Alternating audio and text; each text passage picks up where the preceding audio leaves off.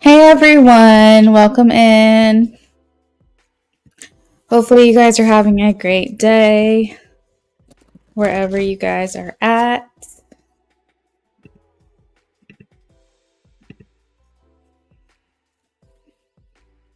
All right, let's go ahead and kick this thing off with some free reads.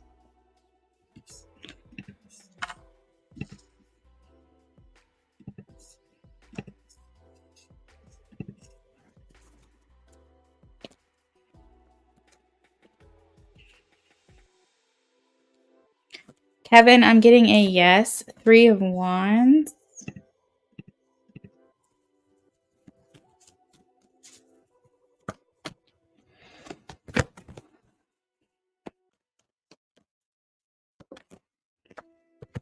I'm getting a no. 5 of Swords, Margaret.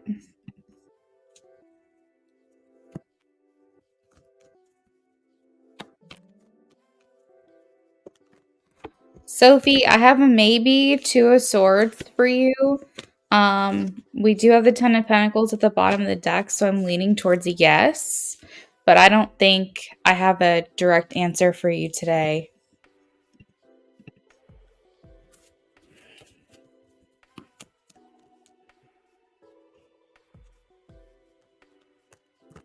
Smiley, I'm getting a no. 4 of Swords.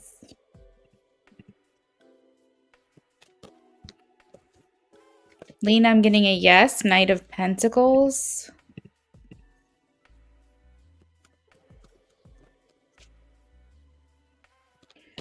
Amy,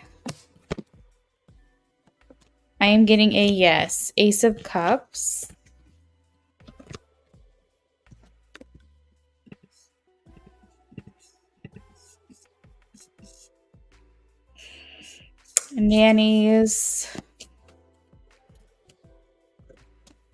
Nannies, I'm getting a yes. Page of Cups and Queen of Swords. Hi, everyone. Welcome in. You're welcome, Kevin.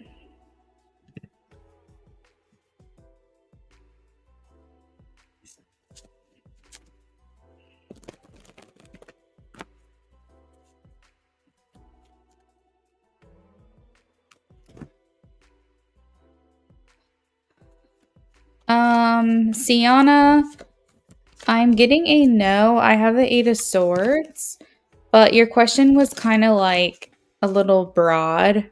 It like was a little vague. When you say will things go good, like maybe next time be more specific what area of life you're asking about.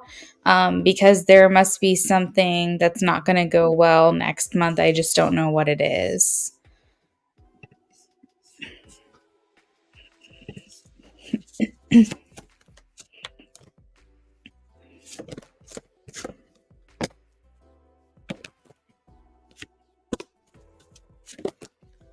Lala, I am getting the 9 of Wands,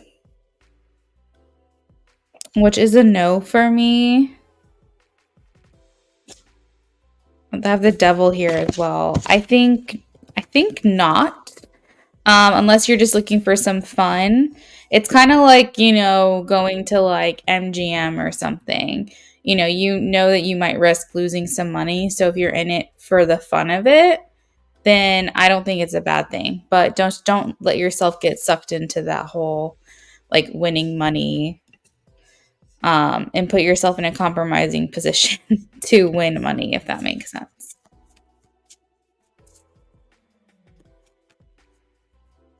I'm getting a no, Sasha. I have the Hanged Man. You've never done it. Maybe you could win 20 bucks.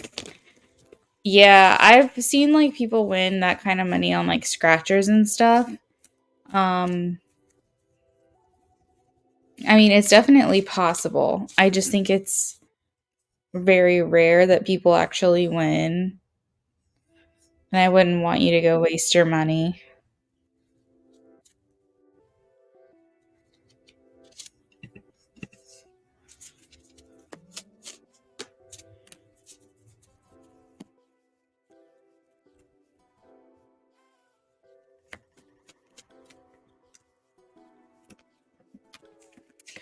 Ari, I am getting a yes. Two of cups.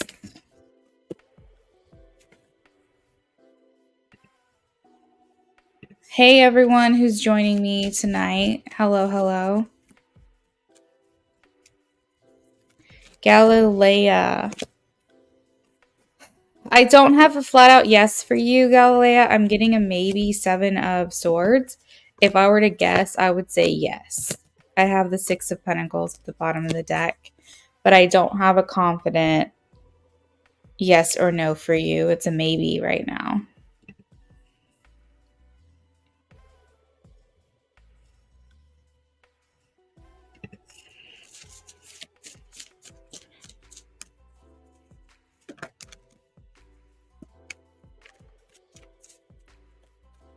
Asana, I am getting a yes, Ace of Wands and Ace of Swords.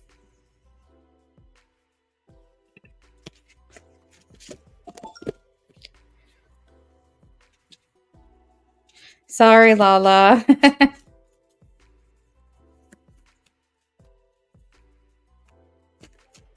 James, you're also getting a maybe.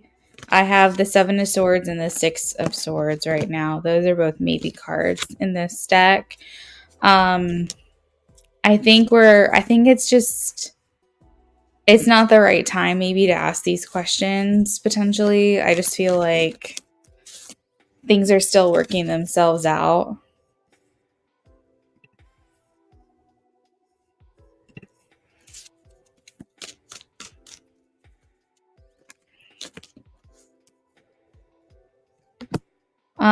Anna, are you asking if this person is physically attracted to you, or are you asking if they're attached to you?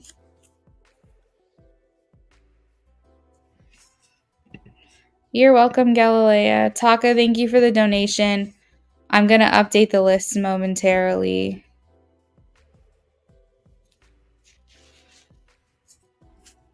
Attraction, okay.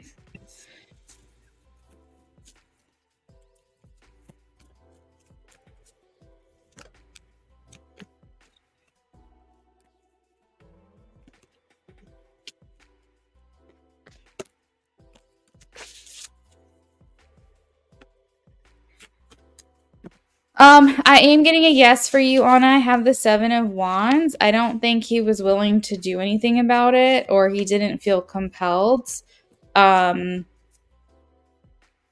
to act on this or something. I'm not sure what this is, but I have the 7 of Wands, or maybe like it wasn't enough attraction to like manifest something between the two of you. Something along those lines. I do feel like this person was attracted, but maybe they needed more than that or something.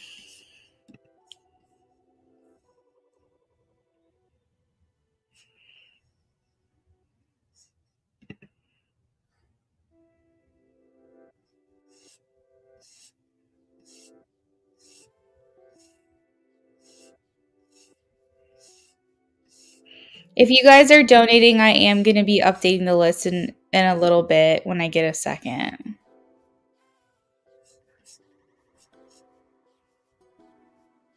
Sienna, okay, that sounds good. Yeah, just like whenever you guys ask yes or no questions, the more specific you can get, the more likely I'll have like a direct answer for you. Sometimes you're going to get a maybe no matter what, but occasionally if you're asking something that's too broad, like spirit doesn't know how to answer that, because there certain parts of what you're asking might be a yes and then certain parts might be a no, so then you can get a confusing or conflicting answer. So just try to be as like specific as you can be.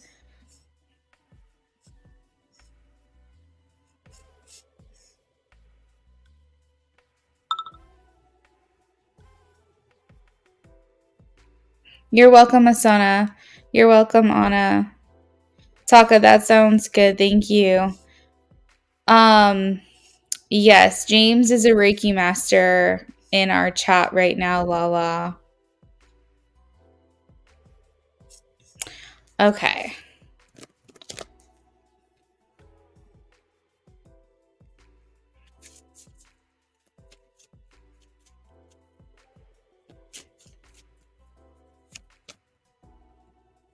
Perfect. You're welcome, Sienna. Rashima, I am getting a yes, 8 of Wands. This actually means good news coming to you. So that's cool.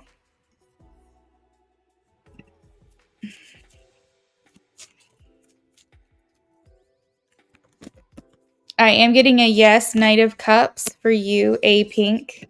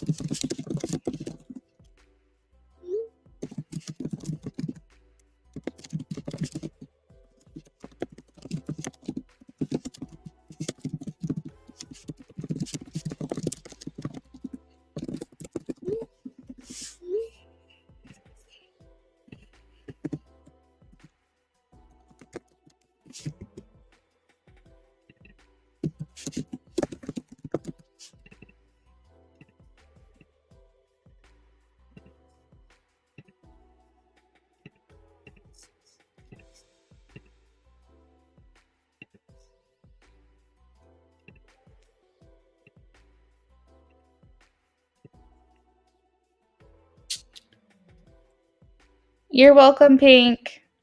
You're welcome, Rashima. All right, so I went ahead and posted on the screen the order of donations tonight. We had a couple pre-orders. As everyone knows, with pre-orders, those cannot be skipped, even if you pay to skip. So those are going to stay in place. I have Amy down for a BOGO, James for his usual, IJ for a BOGO, and Taka for a BOGO. If any of that is incorrect, you guys can let me know.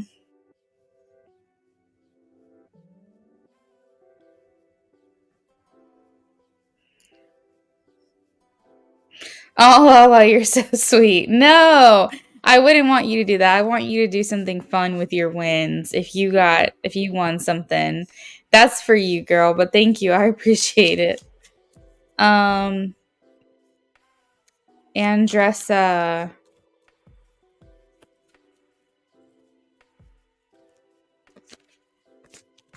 I am getting a yes, Andressa. Page of Cups.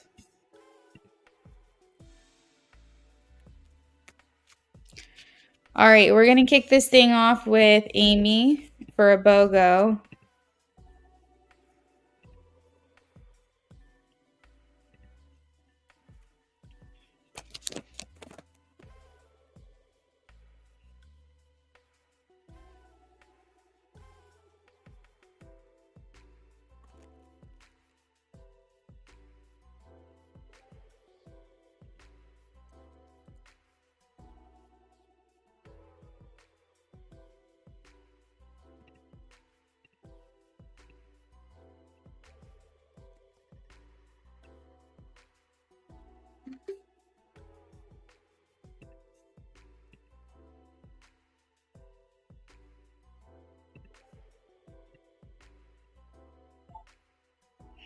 Lala, I don't think James is in here right now, but I am gonna send you his Instagram in case you would like to reach out to him directly.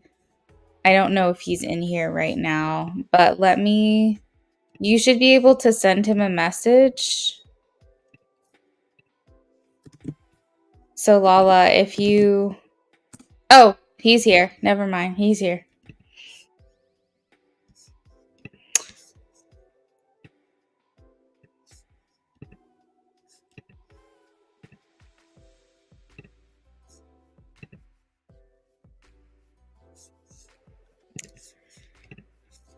Amy, are you here?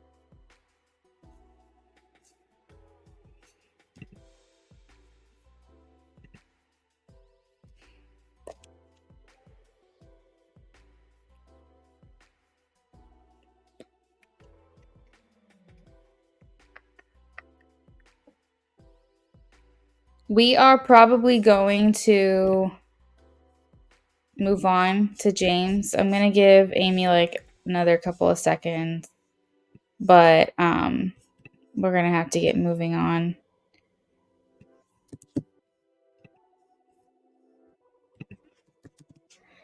James, I'm going to repost from Lala. She just had a quick question for you if you wanted to answer.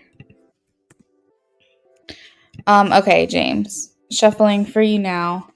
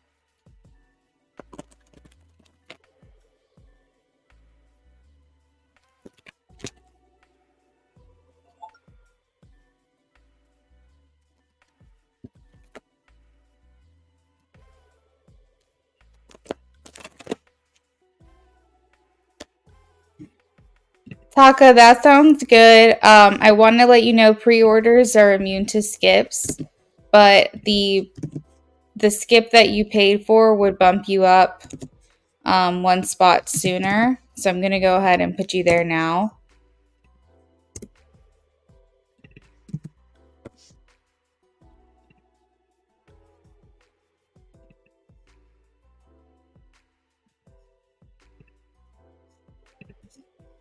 All right. Okay. Receiving connections, blockchains, infections. Are there any blocks or influences? Overall energy, 1, 2. Perfect. Thanks, Taka. 3.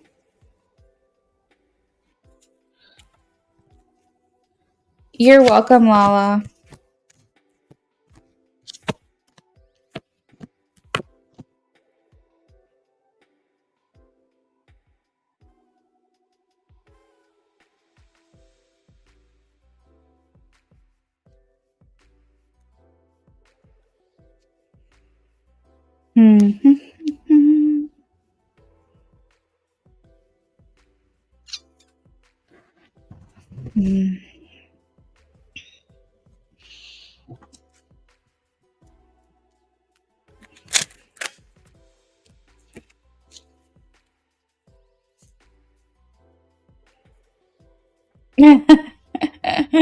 You're funny.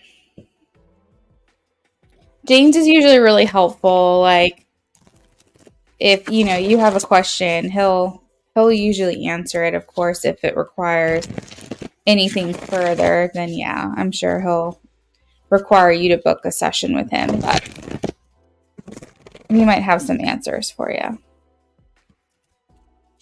Is she?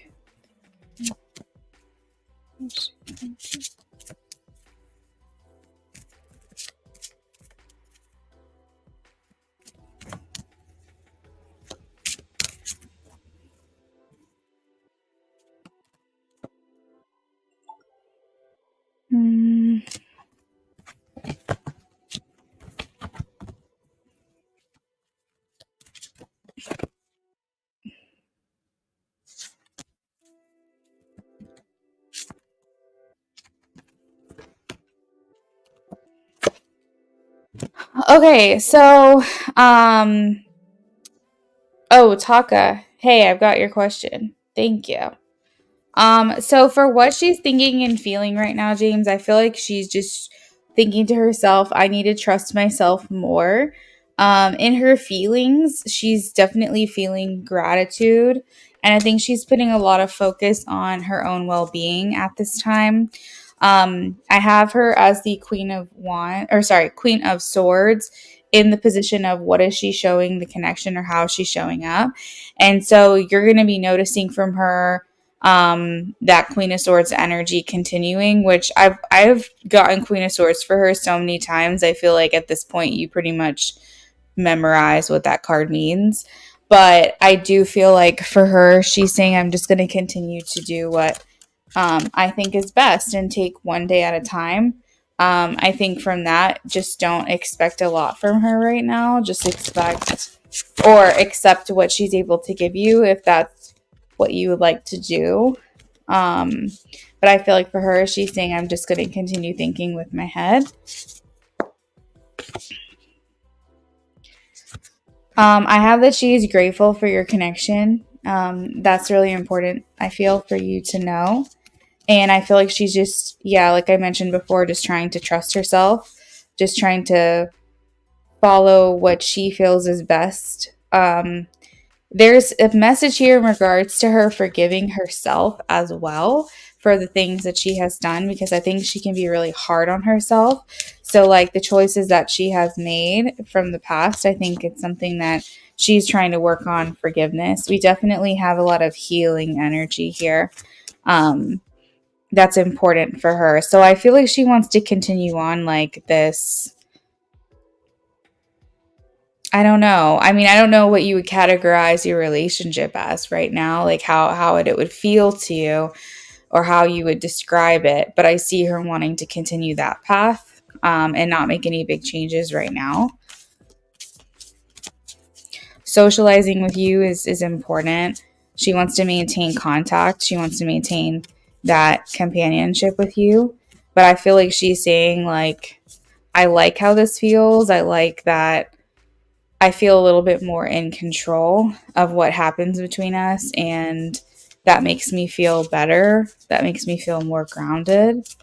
I feel like she's always, always, always, James, going to have you there as a path along her future. So the Two of Wands here, it indicates that like you're always going to be in the back of her mind as far as like when she's ready for a relationship. I don't see that changing. I think she doesn't really know what's going to be laid out in front of her and what her future is going to look like. And I think that's what she's really doing deep diving on right now, trying to figure out for herself. That quote that I said earlier about taking one day at a time is like heavy. It's a heavy theme in this reading for sure. Taka, I have your other questions as well. If you have more to say, just keep posting. I'm saving your comments. Oh, okay, perfect. Thank you, Taka. I'll call on you when it's your turn so we can try to get you in a little sooner, okay? And then if you're not here, I'll just do it anyways. They're not saying that they're saying no to current blocks or current obstacles, like or influences. Nothing new has popped up for you guys. They are saying that she's still working through the past, but nothing new is getting in the way for you, which might be important for you to know. And the overall energy we have is the Emperor, root chakra, Aries energy. And this indicates like your connection is stable. I don't know how you would identify it or how she would, but I'm getting that your connection is stable. Like, there's not really a lot that can shake this up. You guys are very rooted in one another's life. And I feel like that was the theme yesterday where I had said that, you know, your the energies between you guys and the bond that you've created is now like embedded into the fabric of one another's life. Like, this isn't a connection you just get up and walk away from. So you can feel good in the sense that like it would be really, really hard for something or something to happen between you guys or someone to come in and like destroy what you guys have, because I don't think it would be easy. I think it would be very difficult. I think it would be like trying to rip a blanket in half. Like, that's not an easy thing to do because you guys are you have such a strong connection. And I think that's how she's viewing it as well. So let me know if you have any questions about that. Y'all, I thought that I was good, but I'm probably going to have to run to the restroom real quick because I had a huge smoothie before I came on here, and apparently it's trying to kill me. So, I might have to take like a 2-minute break and run to the bathroom.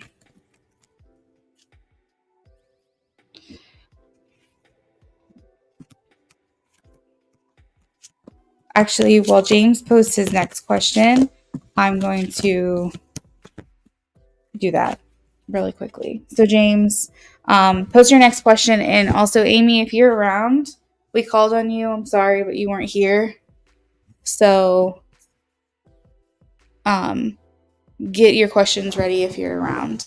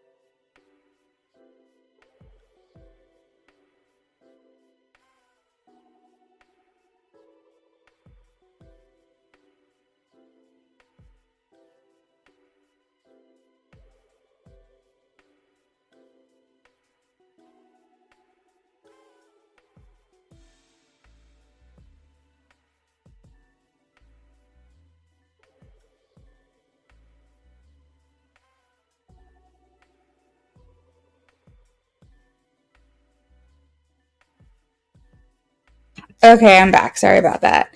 Hey Gina, my free list is closed, friend. Sorry about that.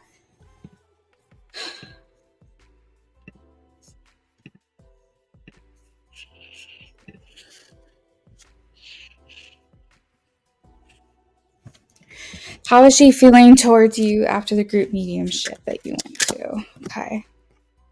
Let's see. How is she feeling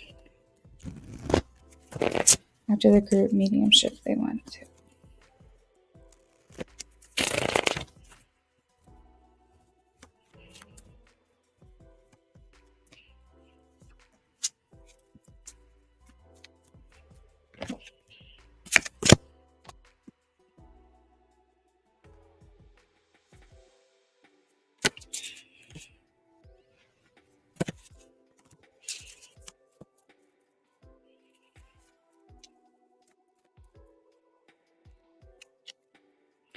She likes doing things like this with you. So, a love language of hers, I suppose, would be like quality time, spending time with you. It makes her feel connected to you when you guys spend time together. So, I feel like she enjoyed her time. I feel like she likes doing stuff like this with you. How is she feeling towards him?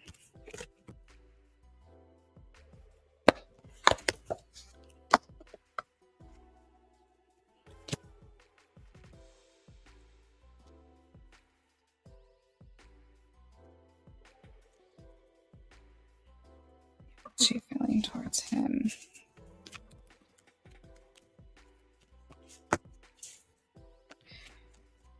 Is this the first thing you guys have done together since you've been back from your trip?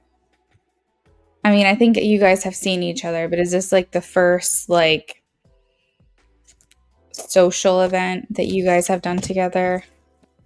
Because I feel like she's thinking that this feels like a really good step. Um, like it feels like you guys made it through like a transitional period and now things are going like back to normal, is what it feels like to me. How's she feeling about him? Oh, it was the first time seeing each other too. Okay, okay. I didn't realize that.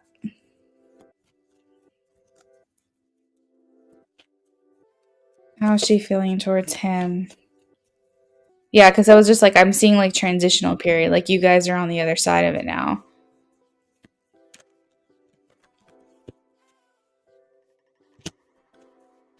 She said that you guys are in like the this is a weird way to word it, but like a gestational period, where like nothing is actually happening, but it feels like you guys are on the right track.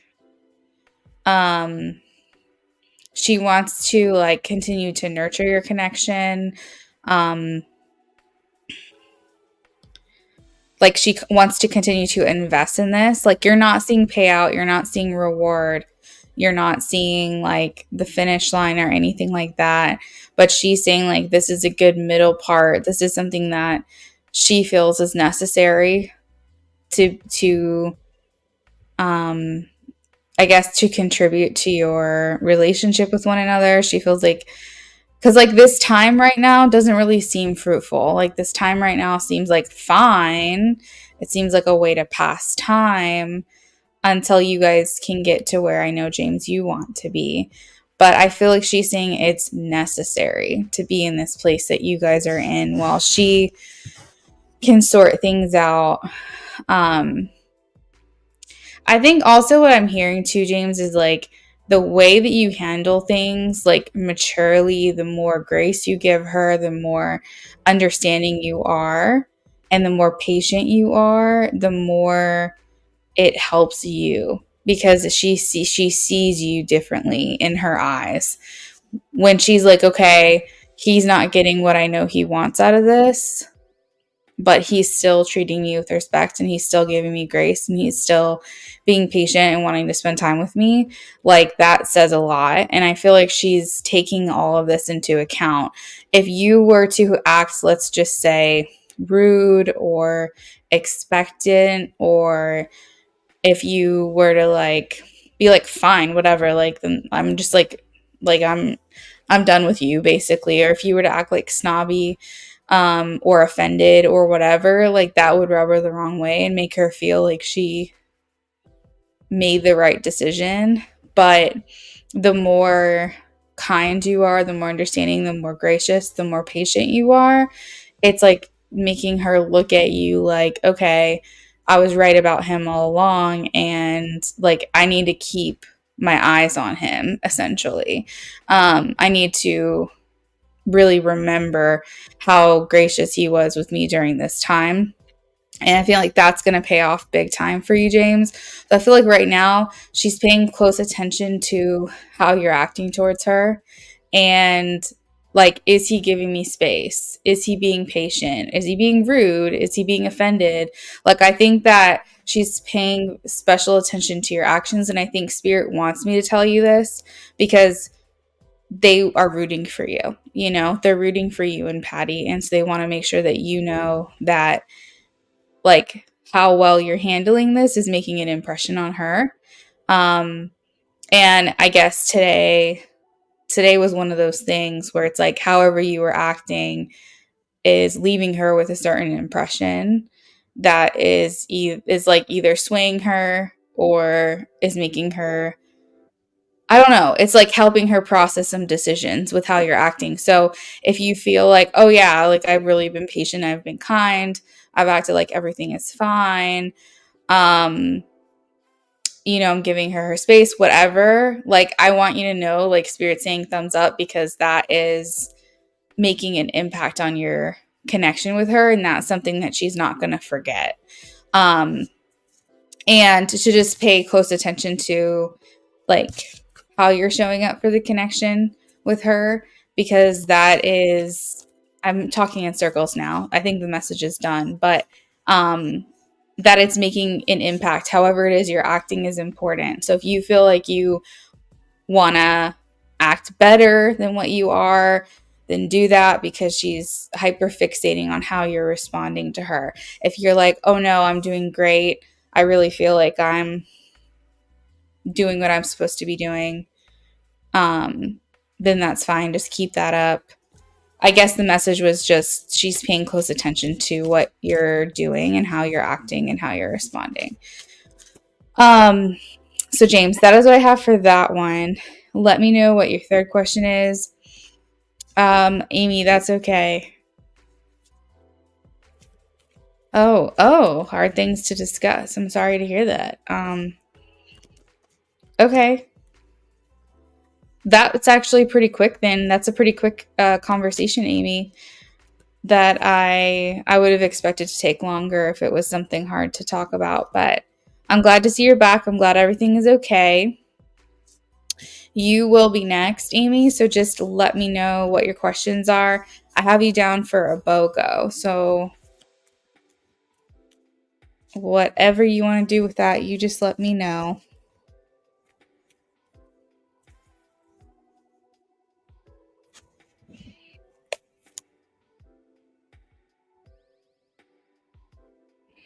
Oh, Amy, I'm sorry, girl.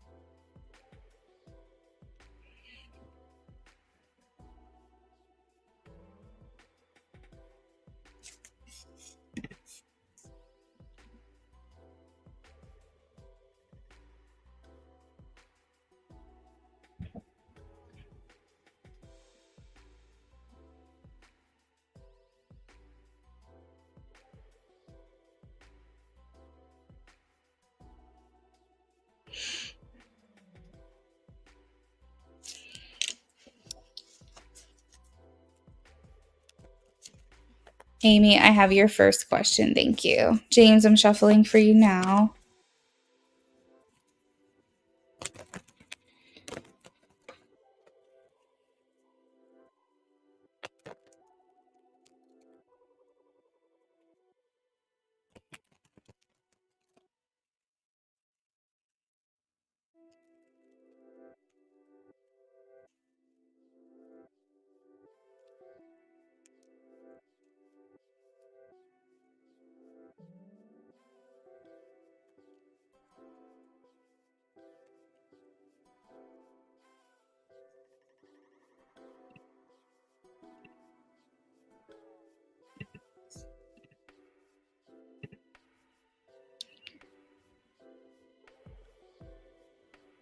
Hi, Len. Welcome in.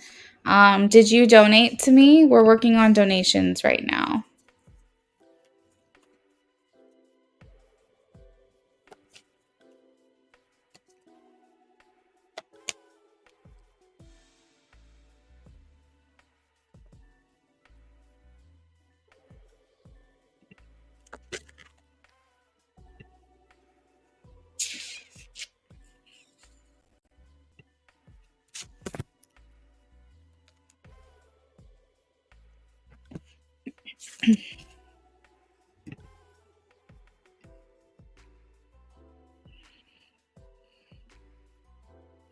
So, James, I am getting a yes for this year.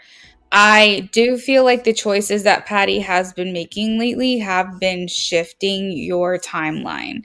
Um, so, like, you know how when you make a certain decision and then that can change the trajectory of what you end up doing? You could come to me like today and be like, I'm never getting married, and then the next day get married in Vegas to some random that you've never met before? And do you change the trajectory because of that decision? Um, so it's like every day when we make certain choices, we change the outcome. And so I guess previously, because maybe she thought that's what she wanted, she was working towards a relationship with you. But then I think realizing that was a little too fast for her. So because of that, because of the choices that Patty is making, and I guess being more vocal about them lately, it seems as though she is pushing this back. Now, I am getting a yes for this year. I do think it's possible. We have the Two of Cups and we have the Seven of Cups. Cups to me are months. So if we're looking at it in the months, 2 to 7 months, we're looking at like between now and the end of this year, roughly. Specifically, Two of Cups is um, June, July. So we're looking like around August, mid August. And then Seven of Cups is saying that it's specifically November 13th through November 22nd. So if I were to guess, I would say sometime between maybe like September and November would probably be the most realistic based off of the readings that we have recently done. And I am getting a yes for this year. That is along this current trajectory. So July, August, September. So like I'm thinking probably between, I think she's going to need a good 2.5, 3 months to kind of sort her head out. I really do, before we can start thinking about you guys being in a relationship. And I think that's why I'm feeling September. Um, but I think it just depends on how much work she invests in herself, how much healing she does by then. Um, does she postpone anything? Does she procrastinate on that? Like, like what changes is she going to be making from here on out? To see if that's because, like, again, September feels like the earliest, probably. Um, I do like to see Two of Cups. That makes me feel good because that shows like a partnership and commitment. Can you tell me anything else about this? Anything else about this? Of course, Page of Swords. Patience needed. The Queen of Swords is coming through again. The Devil. The things that are holding her back. She needs to address those things, James. My advice would be to encourage her to do some type of therapeutic modalities. I think I'm gonna be honest, I feel like I'm getting like mental. I feel like she has to work through her mind.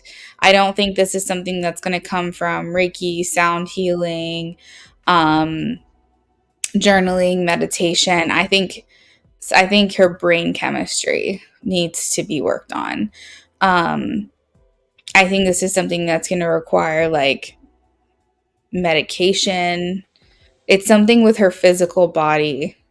Um, it's either going to be like talk therapy or medication or a mix of the two, but she has to work through her mind because she gets swords all the time and she gets Queen of Swords like every single reading.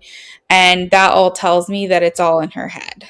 And unfortunately, you can work on these other areas energetically, but she has to work on her emotional and physical body.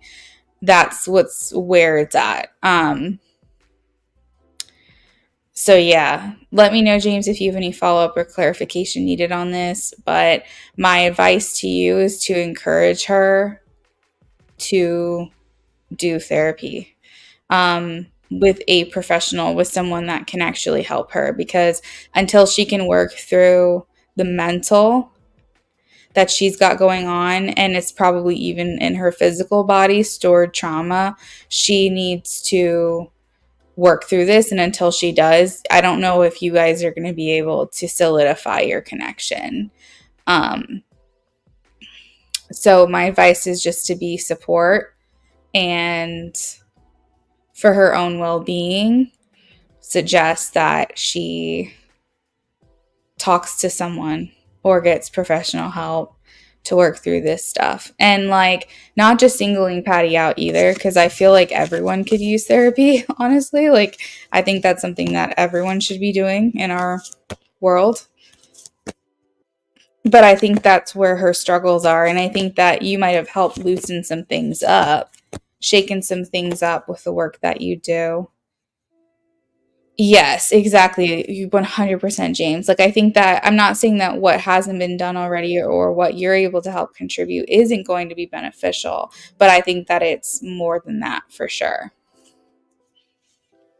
And the sword's just telling me in her mind, like, that's like a big deal. Is it's like she's having struggles with her mental processes, like her faculty, like her facilities. I don't know, faculties. I think that's the word. Um, so I think that like Reiki and massage can help. And I think it's actually kind of might be the catalyst here, for her to recognize these things about herself. But I think that she needs further assistance in these areas, because otherwise you're just going to keep looking at like procrastinating this timeline further and further, which I know is not what you want. And ultimately, I don't think it's what she wants either.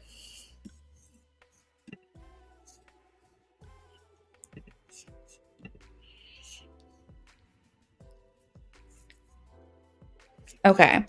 So thank you, James. Next up, I've got Amy.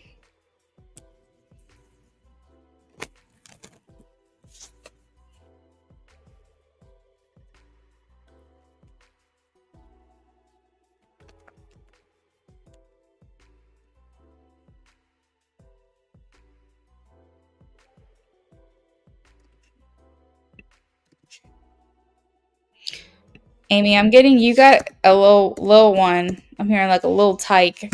Someone's got an attitude. Like, I'm feeling like lots of attitude for some reason. Um, it feels masculine. Like, it might be, I could be wrong, but it feels like a little boy that you might be struggling with. Now, not to single anyone out, I'm sure that, there's multiple kids involved here, but like there's one in particular I'm sensing some attitude. These kids are struggling with boundaries.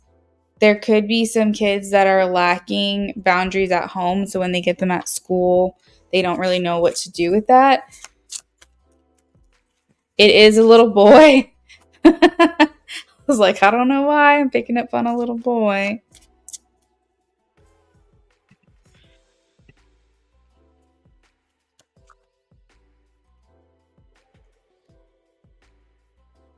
Let's see.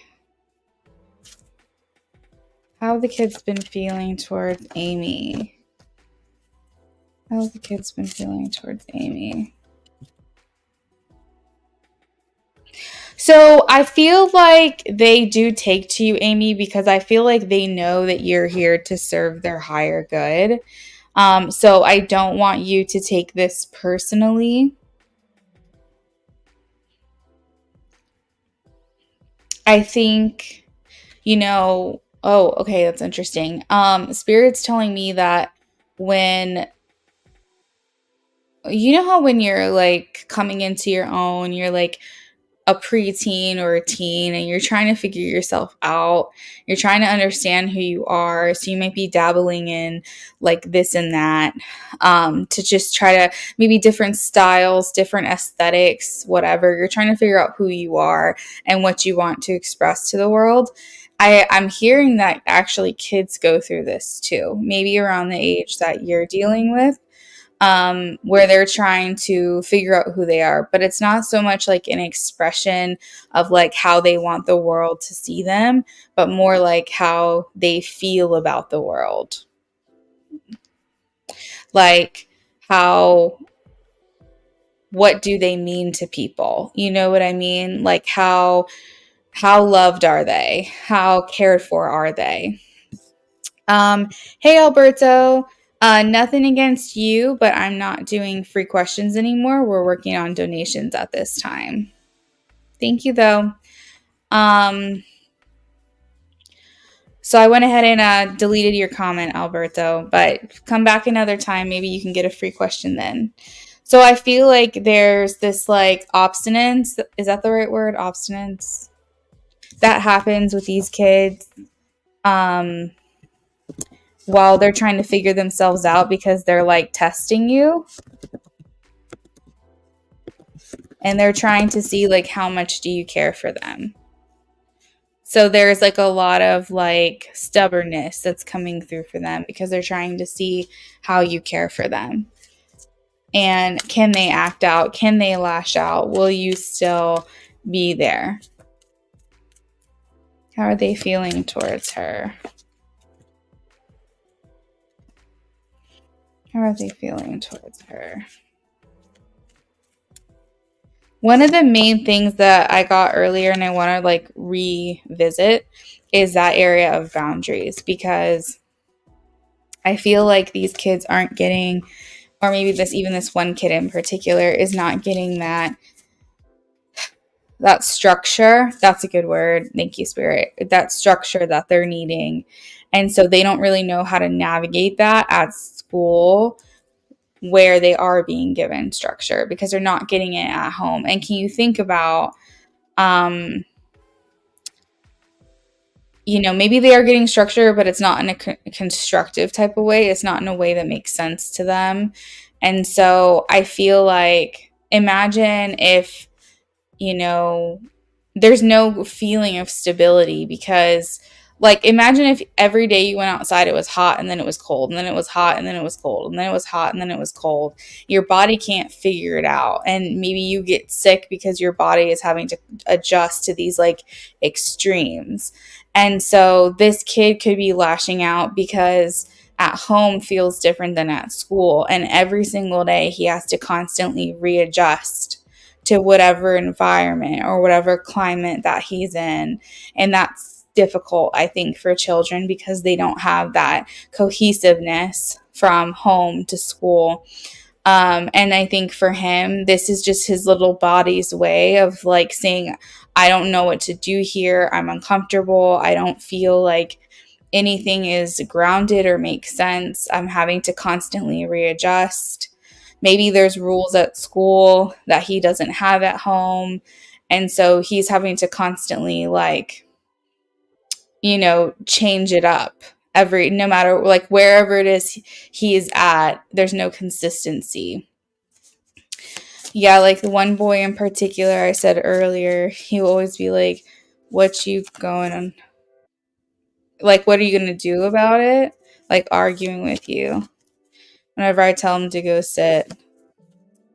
Okay, so he's like giving you troubles. Oh, wow, so crazy. I just got the boundaries card. So I feel like he's testing you, Amy.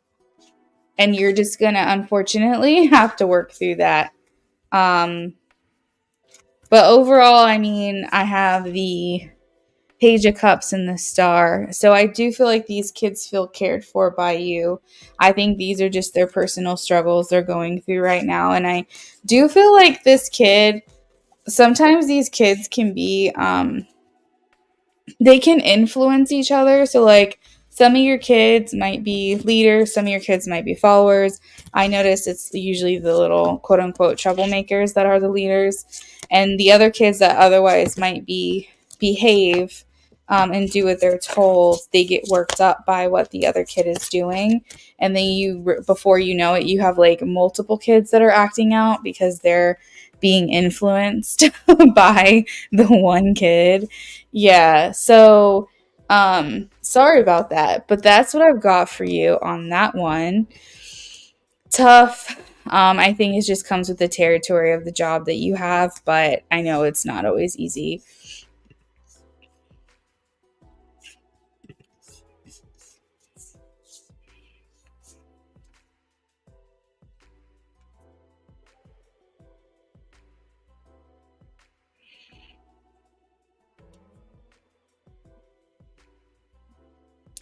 Sorry, girl. That's tough.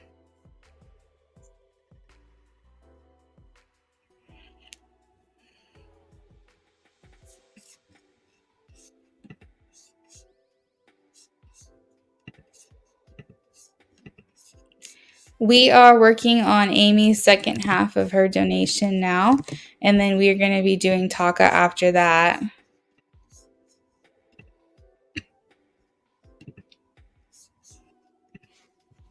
Donations are open for those of you who would like to partake.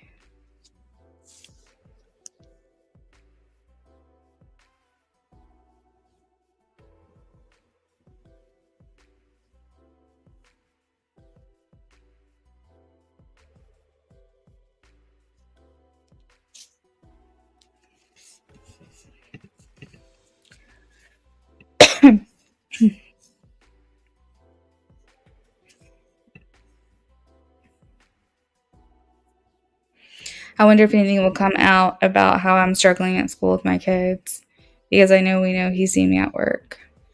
Oh, that's funny. Amy, do they ever give you at school, do they ever give you like, oh, Rising Storm just posted. She posted a video. Maybe that's not new, but I just got the notification for it.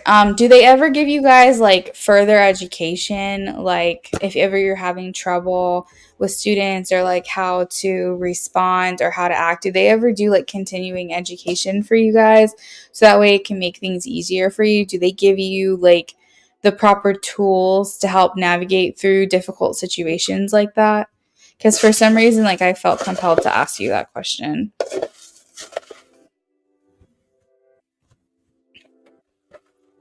If not, and if they kind of just like leave you hanging, maybe you could look stuff like that up. Like maybe like look up something like YouTube videos. I know that psychology has a big part in that. And so I think it's important that you look at videos from like psychologists or like child behavioral specialists. But I'm pretty sure that they've got to have some type of like literature online or videos or something where they might give you like some tools to keep in your little tool belt to handle situations like that, especially if if the school's like just handing you to the wolves and is not really furthering your education there. I think that's important. And you know, there's got to be some free stuff out there. Like I can imagine that you would be able to have access to for free or relatively really cheap.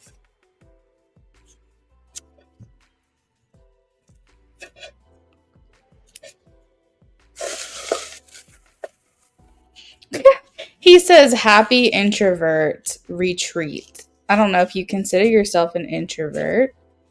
Um, but I think he's saying make sure that you're taking some time for yourself, Amy. I think lately you've had burnout, is what I'm hearing.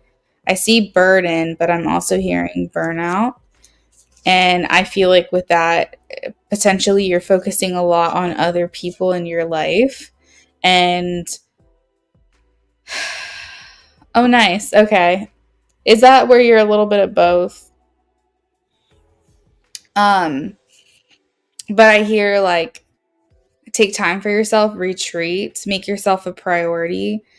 Um, because I think what's happening lately, Amy, is that a lot of people rely on you and a lot falls on your shoulders and you take a lot of responsibility or more than your fair share of responsibility. And I feel like he's saying you need to um, try to prioritize yourself as much as you can. Because I think that especially lately, some things hit hard and you, um, like before you know it, you're going to feel like you're in the weeds, you know, like you're going to feel like you're drowning in like a heaviness. Like I'm feeling like 10 of Wands. You said you've been easily irritated lately, not really had things to your way. Yeah, extrovert, introvert. Okay, cool.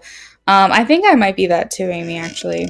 Um, I identify as a introvert, but my husband says I'm an extrovert. He thinks I'm an extrovert, which I think is just wild of him to say that, but he's always felt that way. Um, and I think it's because I know how to mask really well. When I'm out in public, I know how to like approach people in the way that they would want me to approach them. But I don't feel that way internally. Yeah, luckily today I was able to buy some cute things at the mall for myself about a Build-A-Bear. Okay, well that's good. I mean, if those are the things that make you feel good, I think that's important. The masking. But I feel like it's also a good thing that you like just try not to bear the weight of other people's burdens as well. Like if someone in your life is struggling because you care about them, you might make that your problem. And that's noble, but I think don't do it to the point of like self harm. You know what I mean? You guys are so funny. I was not planning on doing the free giveaway tonight, but I that's why it's not scrolling across the bottom of the screen, but I'm like maybe I should. Whenever you guys see that banner scrolling on the bottom of the screen, I'm offering it. I just haven't talked about it tonight. Of course, the night that I'm not talking about it, then it happens. We'll see. We'll see where I'm at. I'm gonna get through these donations first.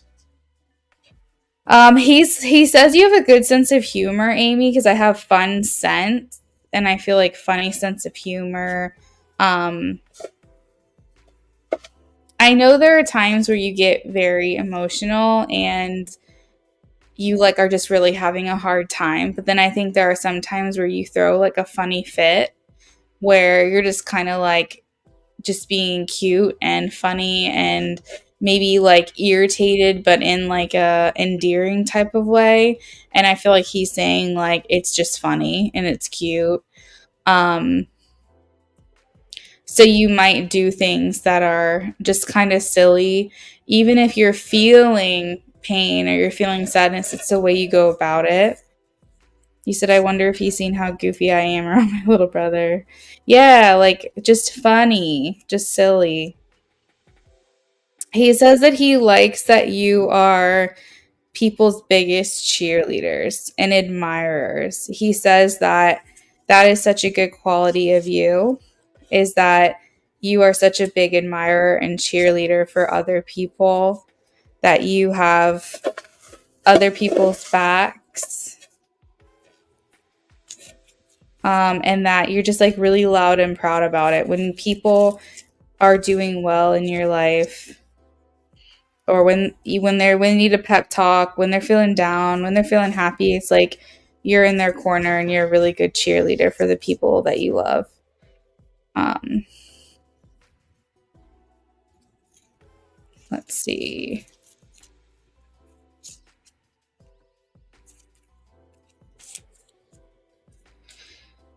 Um, I feel like he wants you to know that you know he sees it and he knows it when you're feeling emotional. Like, you know, I'm sure you've like shed quite a few tears for him, and maybe even not just for him too, maybe like just like other times where you felt stressed out or whatever, and he's saying like I am here for you when you cry. He says you're so generous, you're one of the type of people that will like have like $1 to their name and give it to someone else if it, you know that it'll make their life better.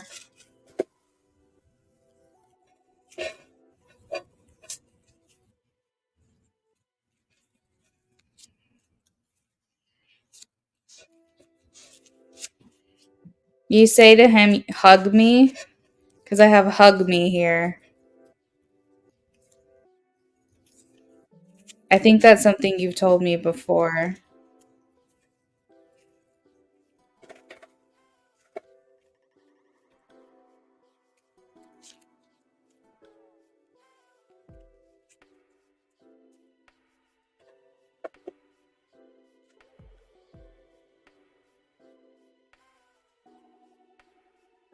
Okay, so this is the last message, but it is kind of something I already said, but it's coming through just like stronger because I feel like he really wants me to highlight this because I have attraction and giving, and I feel like that's kind of going back to what I said about how you're like the biggest cheerleader and support to other people.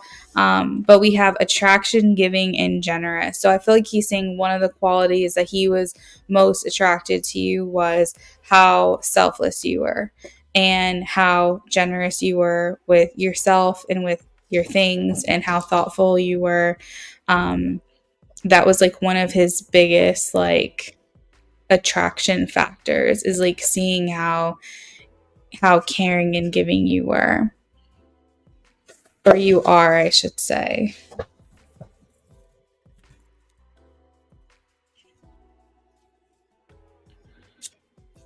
He says, I got one more message for you actually. He says, stop listening to sad songs. He said, stop listening to sad songs. Stop listening to songs that are going to make you a sad girl, which is kind of funny because I think he knows that you're going to keep listening to those songs. You're going to keep listening to songs that make you feel seen, heard, understood. But he's saying, stop being such a sad girl, listening to sad girl songs. I thought that was funny.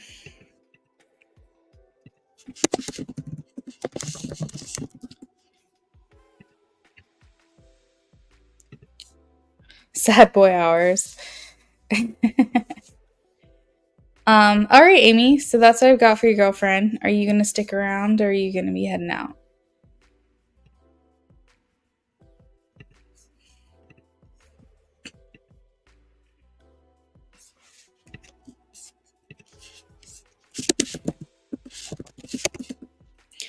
All right. Sounds good. Inner ancestral whispers, yes. My donations are open. I'm actually about to post the donation list that we currently have. We are working on Taka right now. And then after that, we have IJ, and then it's open. That's weird, Amy, because I'm freezing right now. Like freezing. I feel like I just have not been able to get warm. The only time I can ever feel like I get warm is when I do readings for you guys. But I've been freezing all day long. Whispers, thank you, girl. Let me add you to the list.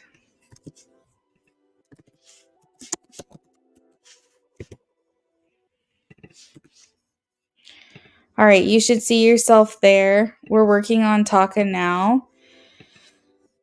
Taka left questions with me, so let's see.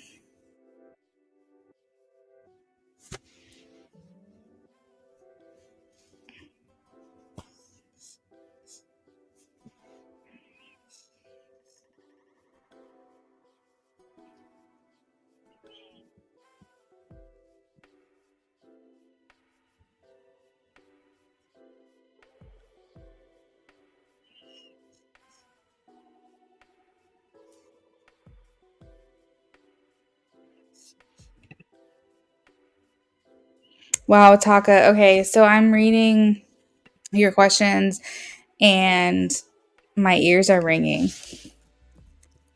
I feel like you might be right because I was reading into like all your questions, like your first and second question, by the way.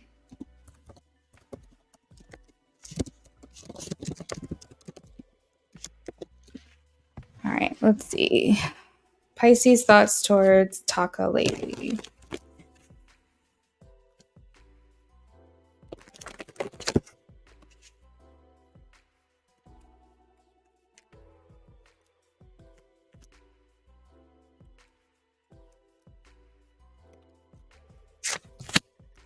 Kind of like a slower Friday night, wouldn't you guys say? It seems like it.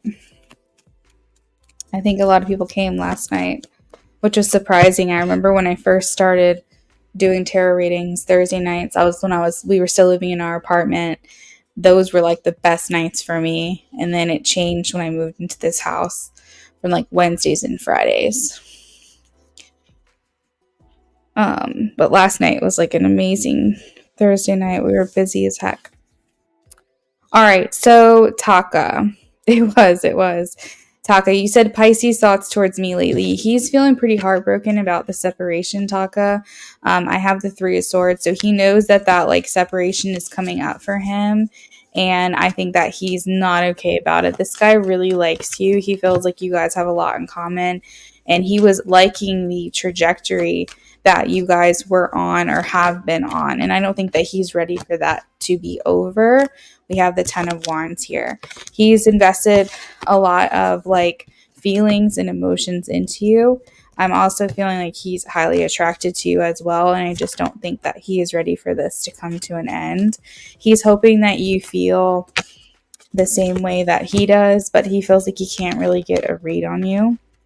And he definitely is feeling torn about this move for sure. Something in him feels like it's something that he needs to do. He needs to go explore. He needs to go experience for himself. I think he's excited for this change, but he's sad for what he's leaving behind because he really thought that something was starting here with you.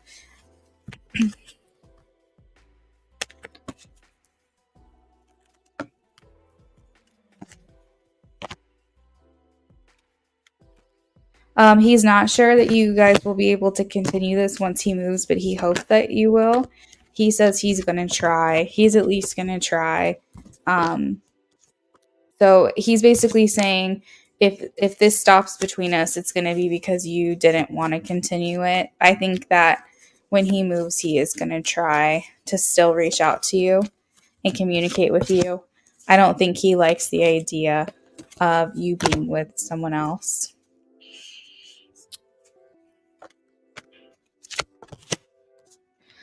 He does feel a little bit rejected when you say that you're not sure about long distance.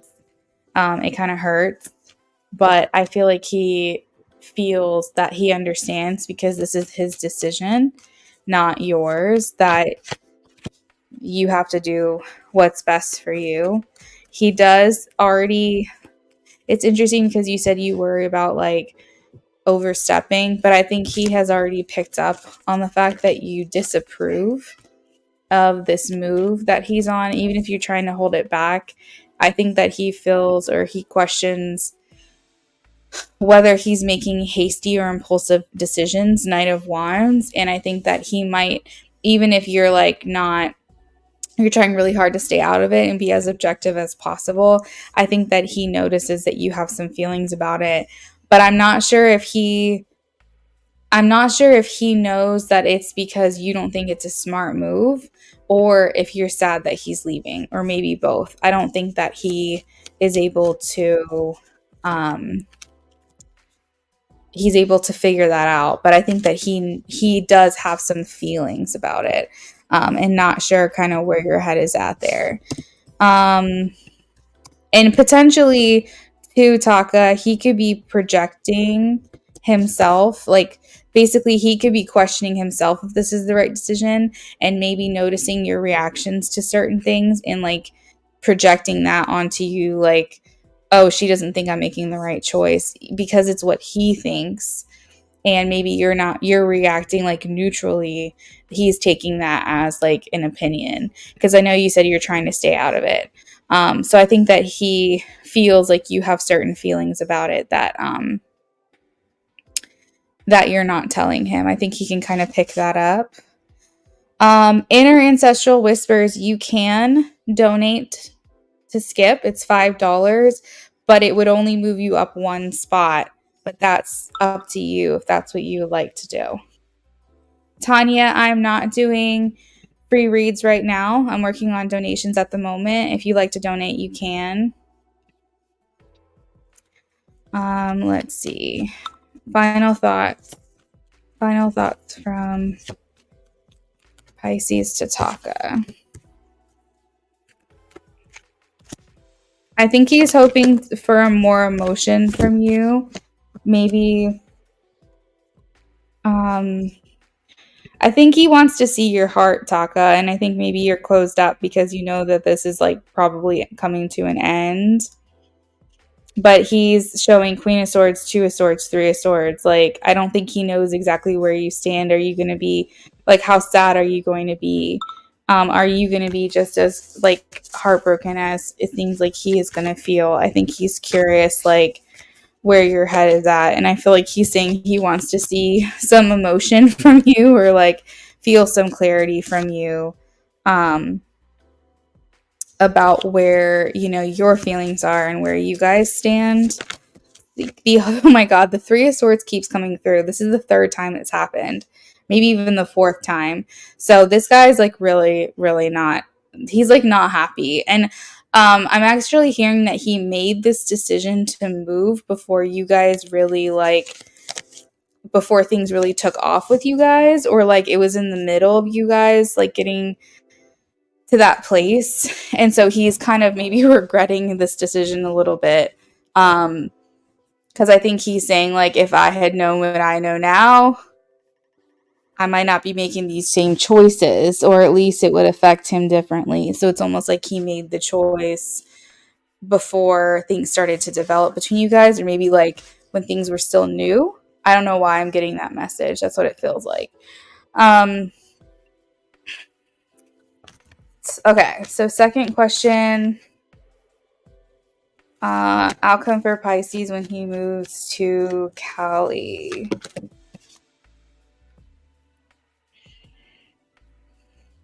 So Nine of Wands here talking about an ongoing battle. This is something that he's going to have to, it's almost like you made your bed, now you got to lie in it kind of thing. Like he's saying, well, this is the decision I've made. Now I've got to figure this shit out. Even though he feels stressed, Nine of Wands talks about he's like really going through it. It's an ongoing issue for him to feel stressed or feel like he has to try to make ends meet.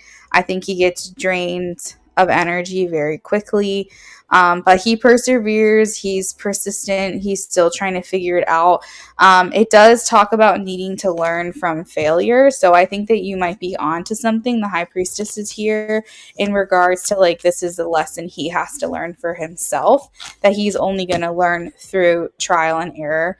I think that his gut is telling him one thing, because his gut is saying this might not be the best move for me, but I feel like his ego coming through. We have the Emperor here, and like his heart, his inspiration, his like he has all these ideas of what life is going to be like there.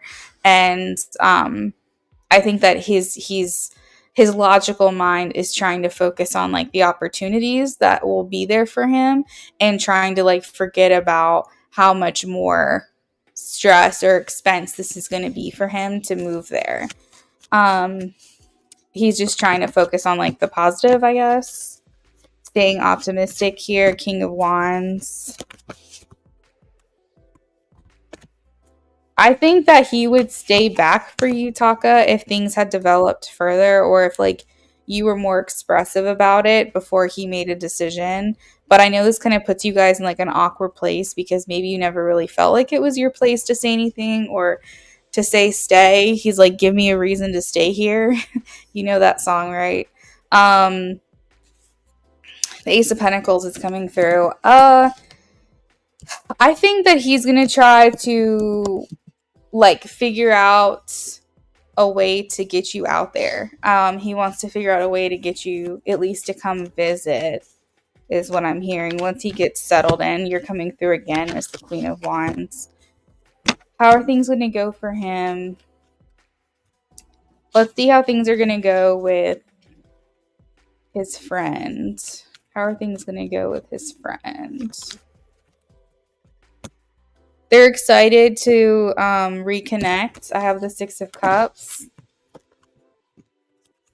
He's going to notice that most of his energy, time, and money is going to be going towards making ends meet, Taka. And then he doesn't really get to enjoy himself as much as he thought he was going to be able to. He's like, I have him here, Four of Pentacles, like holding on to every last dime.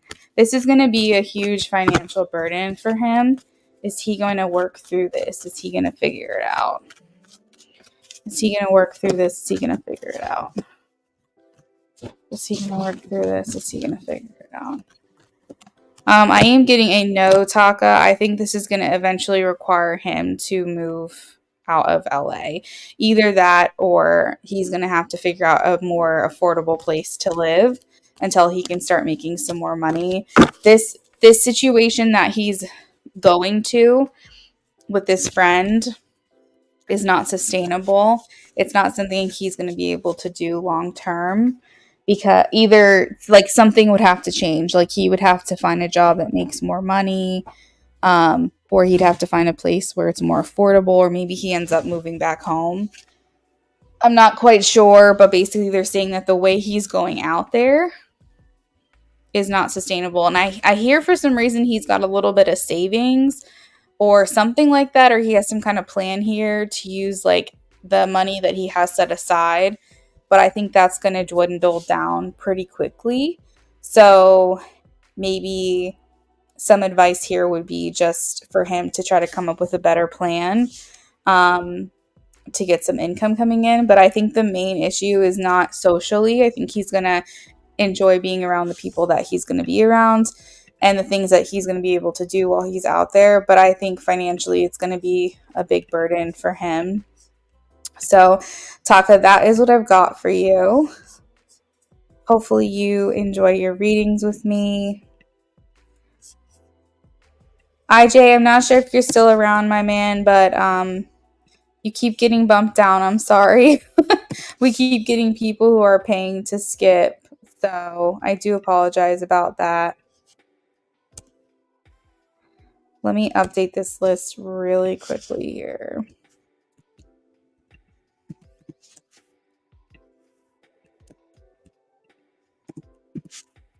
All right, where are we here?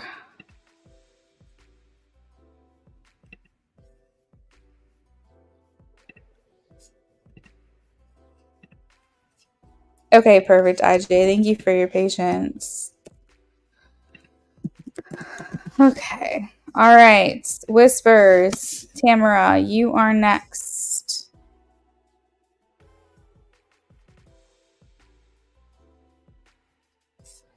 Hi, Jasmine. Welcome in. Thank you for the sub. I do free readings at the beginning of every live stream. So at the beginning of like the first 15 minutes, I will have in the title of each video like free yes no until like 9 p.m. Eastern Standard Time, or free yes no until 10:15 p.m. Eastern Standard Time. Essentially, whenever you see that in the title of the video, it means I'm offering free yes no readings, but I only do that at the beginning of every live stream. So make sure that you stay sub, turn notifications on. I am here 5 days out of the week, and I offer free yes no the majority of the time. So you can have the opportunity to get 4 or 5 free readings from me every week, as long as you remain a sub. So just stick around. I will be here tomorrow night. I will also be here Sunday night.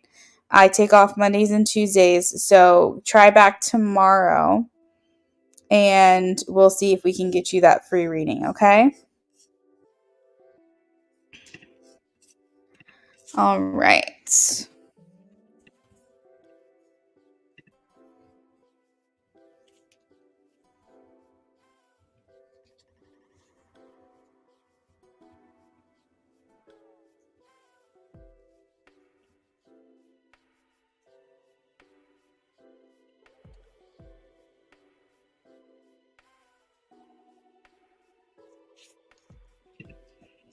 You're welcome, Jasmine.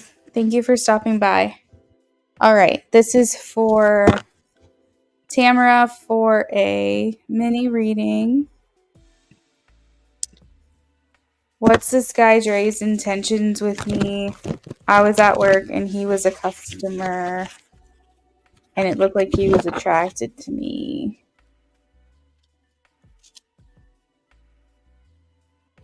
You donated 13 for in-depth.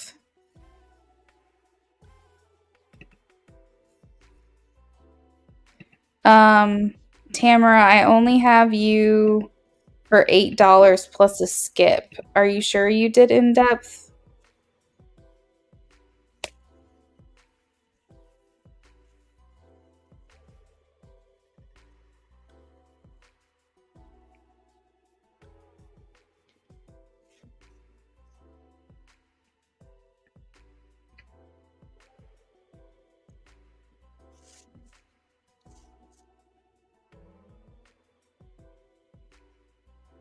Oh no, that's okay. Okay, no worries. Just double checking. All right. Spirit, what are Dre's intentions with Tamara, please?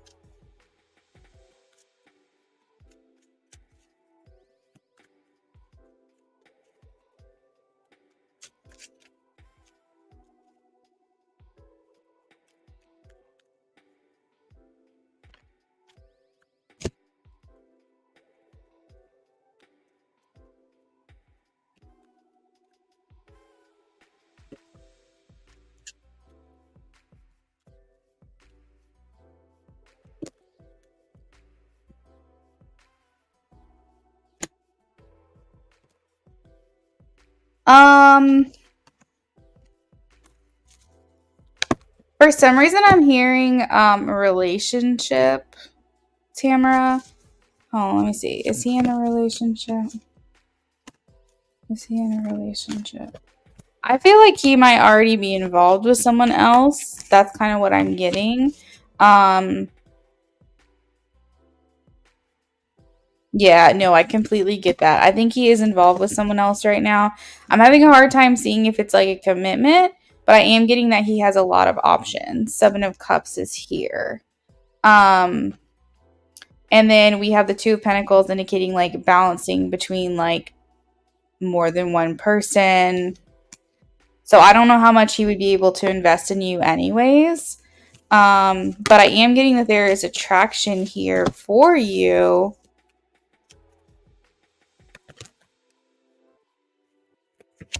But I think that he's got some other things going on right now. Let's see. What else can you tell me about this guy?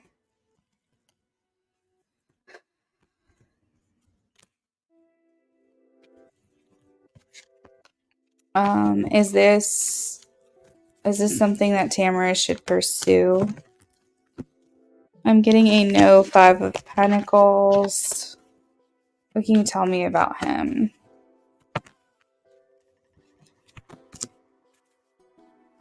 They're saying a lot of patience would be required for you to involve yourself with this person. I don't think that he's a clear communicator, and that you would be waiting on him quite a bit. We have the Four of Swords, which sometimes tells me like he has ghosting tendencies.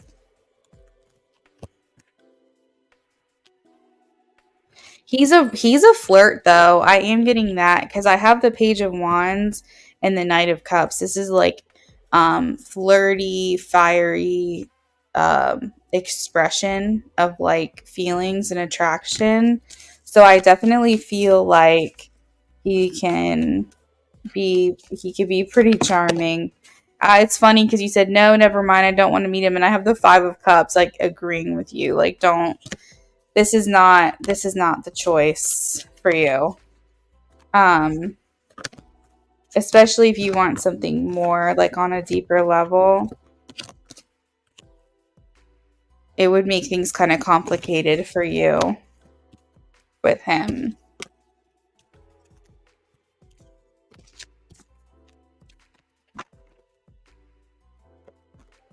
I said if you were to pursue him, what would the connection be like? And we have the Seven of Swords.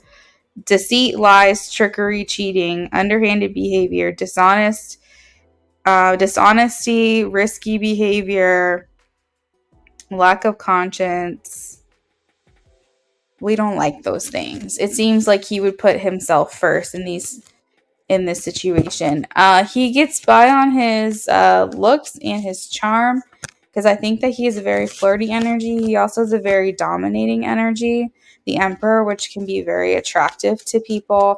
He comes across like the alpha, but I think that sometimes that gets him into trouble because it gets him into situations that are very complicated for him. And I think until he's able to clear that, stand your ground. Spirit is saying, stand your ground, fight for what's right, be defensive of yourself, be protective of your heart, take the high road, maintain control. Like, don't give in to this, because there's still a lot that you don't know about this person. We have the moon here, which talks about like illusions and things that you don't know about that are going on with him. So it's not the energy I want to see. I like to give people a spiritual green light, and that is not the reading that I like that I want to give you the green light on. So do what you will with that, Tamara. That is your reading with me. Unless you intend to donate for anything else, I am going to go ahead and move on to our next person.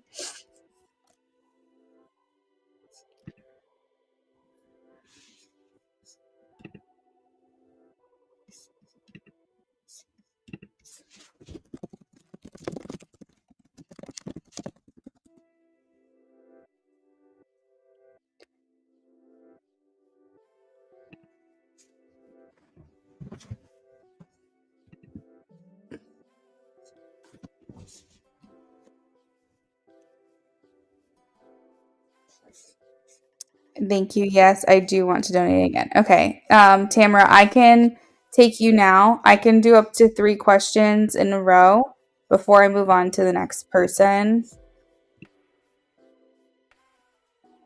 So just get that donation as soon as you can. Thank you, IJ. The dating era. Ugh, I'm so sorry. I know. Um, I was pretty lucky. I had to kiss a few frogs, but I met my forever person at I was 26, I think.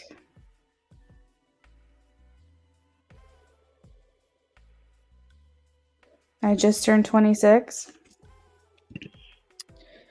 So I didn't have to go through all that for very long, but I had been dating since I was like 14. So it was like over 10 years of bullshit.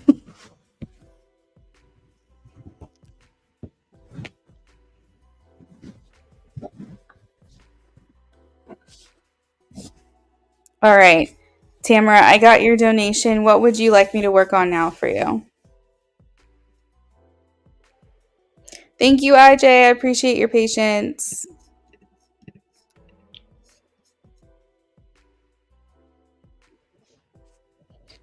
As of right now, we are going to be done with readings within the next 25 minutes.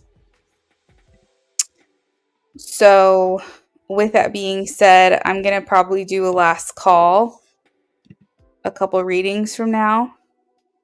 Oh, hey, Jasmine. Thank you for the donation.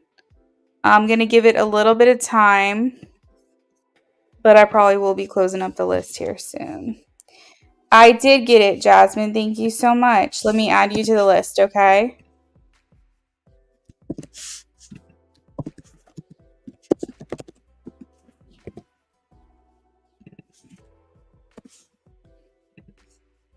So I posted the donations in order. And Tamara, whenever you're ready, you just okay, here we go. You're welcome.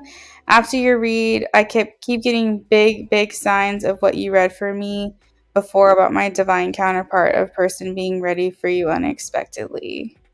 Can you tell me if Donald is changing? All right, let's take a look here.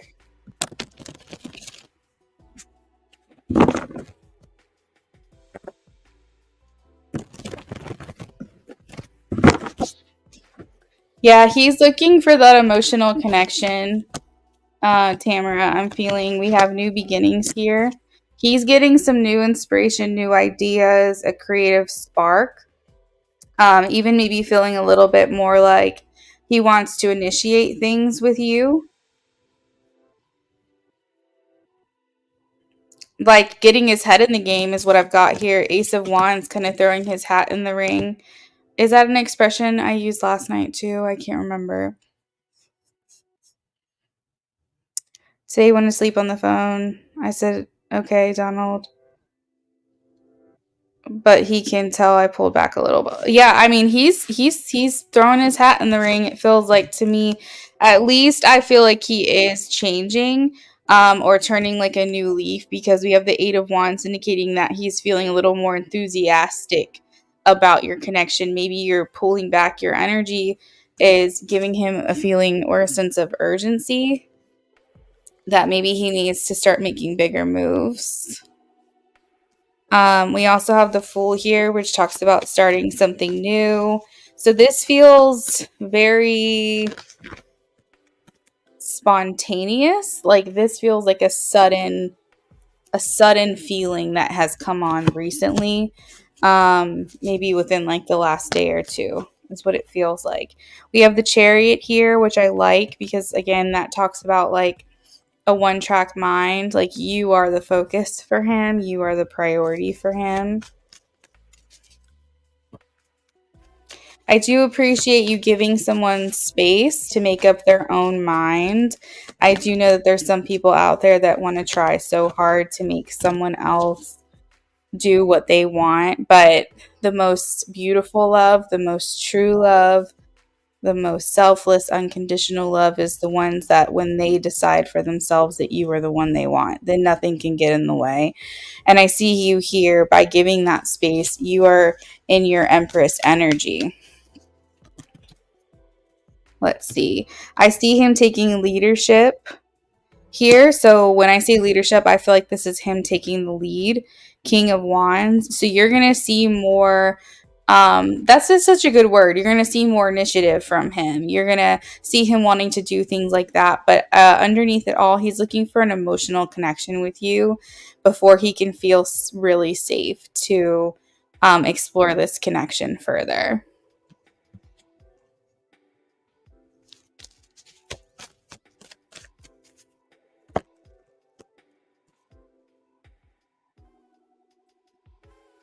I have the Ten of Cups and the Ace of Cups. Tamara, if I were to guess, you're going to end up in a relationship with him. You're going to end up in a commitment with him. We have that things are working towards alignment and that a new relationship will start. So I do feel like he's working on these things.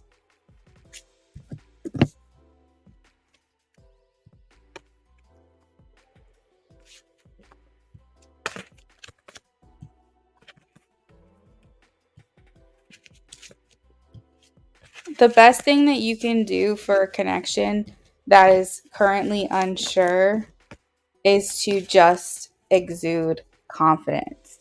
With the second that you start to exude a desperation, that's like a energetic stink. And people can feel desperation from a mile away. And so the opposite of desperation, in my opinion, is confidence.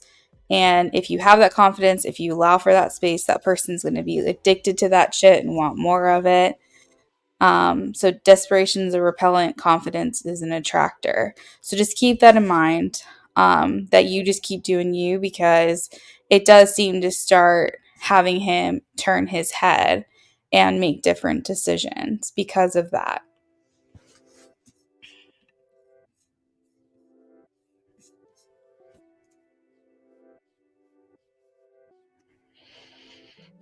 You said, I don't really like that because at first, when he told me, oh, I don't know about it right now, I'm like, oh, you just want my booty.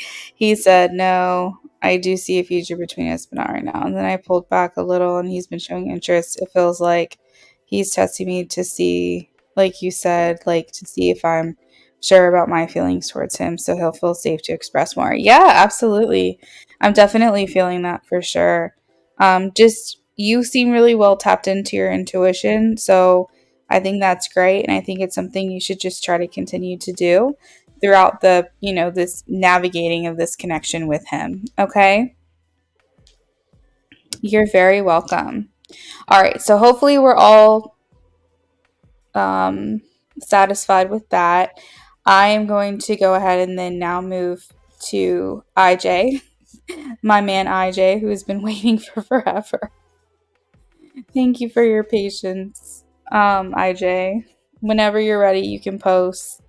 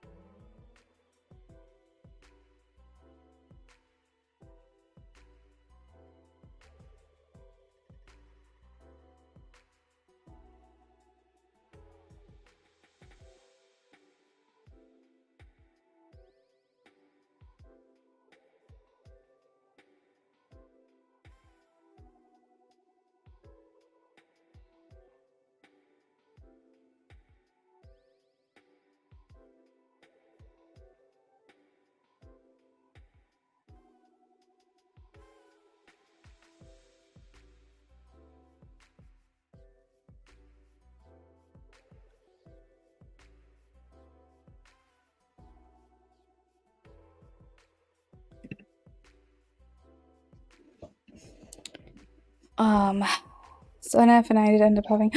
Oh my god! I'm so happy. I'm so happy for you. Wow, that's crazy. Did she initiate that conversation?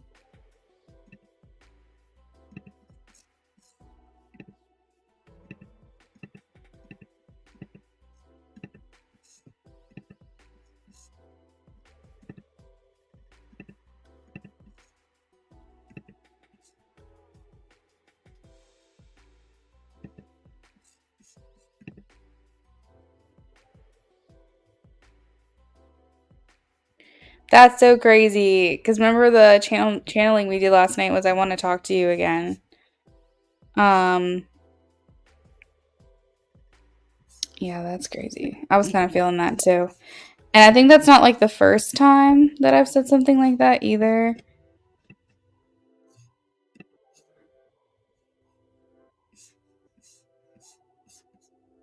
I just was kind of feeling it. Or like, I think there was the one that I sent to you that was like, you're going to hear from me soon. I'm trying to think back.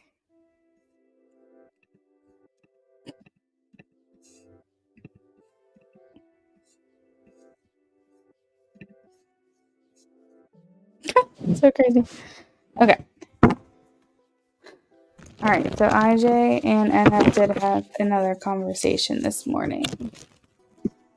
How did she feel about it?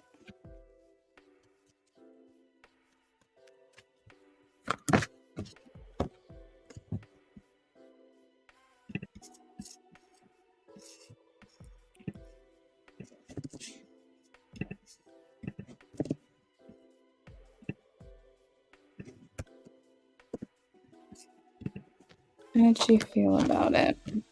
Okay, so I have the Eight of Cups in reverse, and I think that it's important that you don't feel, it's important to her that you don't feel abandoned by her. I think she wants to make sure you know, maybe even indirectly or subtly, I haven't forgotten about you. I think that's what she's like wanting to say. And I think that if we did a channeling, it would be something about that. Like, I don't want you to think that I'm just like on my own thing and, I'm just kind of leaving us in the background. Like, you're not a back burner option. You are not an option to me. As far as like just like one of those things that I can take it or leave it. Like, I feel like she's saying, I want you to know, and it's important to me that you know that I'm not leaving you behind. I'm not just trying to abandon this connection. And I think with these like messages that she's sending to you and these conversations that are being had, it's because she wants you to know that like this connection is as important to her and she doesn't want to leave you hanging. She's like, I don't want you to feel like ghosted. I don't want you to feel left behind. I don't want you to feel like I forgot about you. I think that's the main message here. As far as the conversation, I am getting like a really good time We have the Ace of Cups, so she was feeling joy and happiness. Maybe even like a surge of new feelings, because the Ace of Cups talks about, like, if you imagine the water as emotions and you imagine the cup in of Ace of Cups, um, if you see the Ace of Cups card, usually it looks like a chalice that's like overflowing like a water fountain. And so if water is the emotions here, it feels like maybe her feelings were overflowing. Maybe she was feeling like things deeper or richer or something like that today. Maybe her excitement felt higher. You know, they say like when you're in love, the colors seem brighter and stuff like that. Like maybe this conversation just really made her feel some things that she hadn't felt in a while, or maybe made her more excited in a way that she doesn't typically get excited. Um, I think talking to you is a nice distraction for her from like her everyday life. I think it kind of helps be her escape. You know, it helps to get her mind off of things for a little while. It's kind of like a fun indulgence, you know? What they say, like guilty pleasure, that's what it feels like. It feels pleasurable to her to have conversations with you.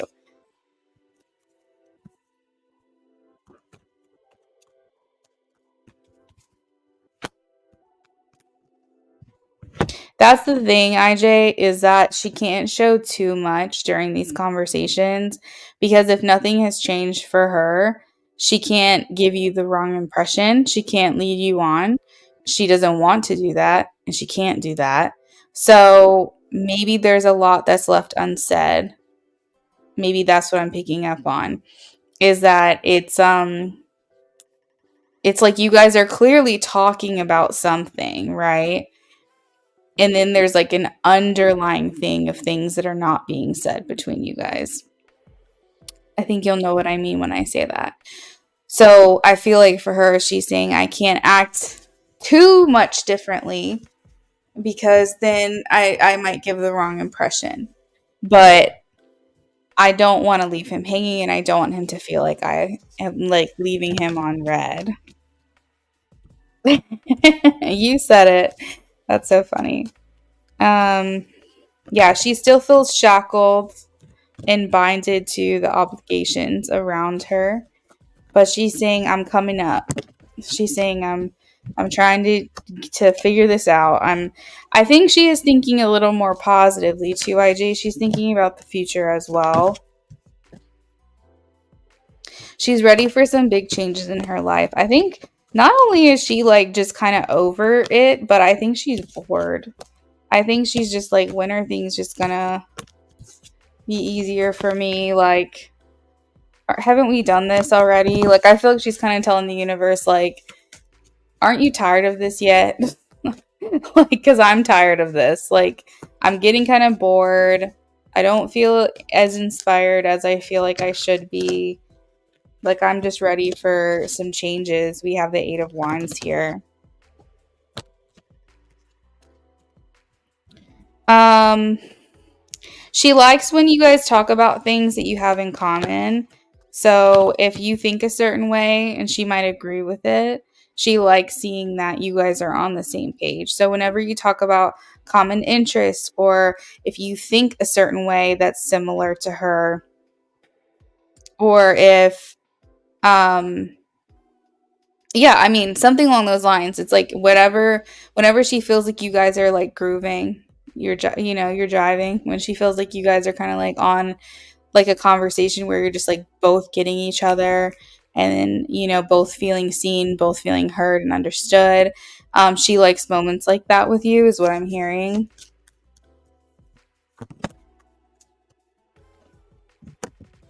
You've left a cycle that felt like the last 5 years, so you get it.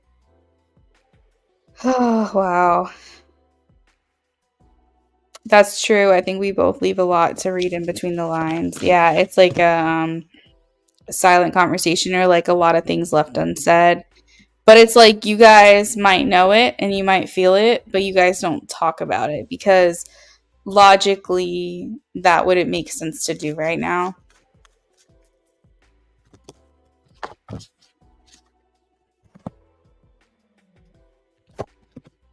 Hmm. Yeah, I'm just hearing reprieve. Is that the right word? Reprieve? Like it was like it's like a good break for her to kind of shut her brain off for a little while and not like turn her brain off, meaning that she has to like be like turn her brain off to have a conversation with you. I just mean like maybe like a shift in her thinking. Like it allows her to turn her brain off on the things that are normally like all encompassing in her mind and like focus on something else that feels more enjoyable to communicate. So just like a good distraction, a reprieve. I think that's the right word. Did you have any follow up to that? Let me know.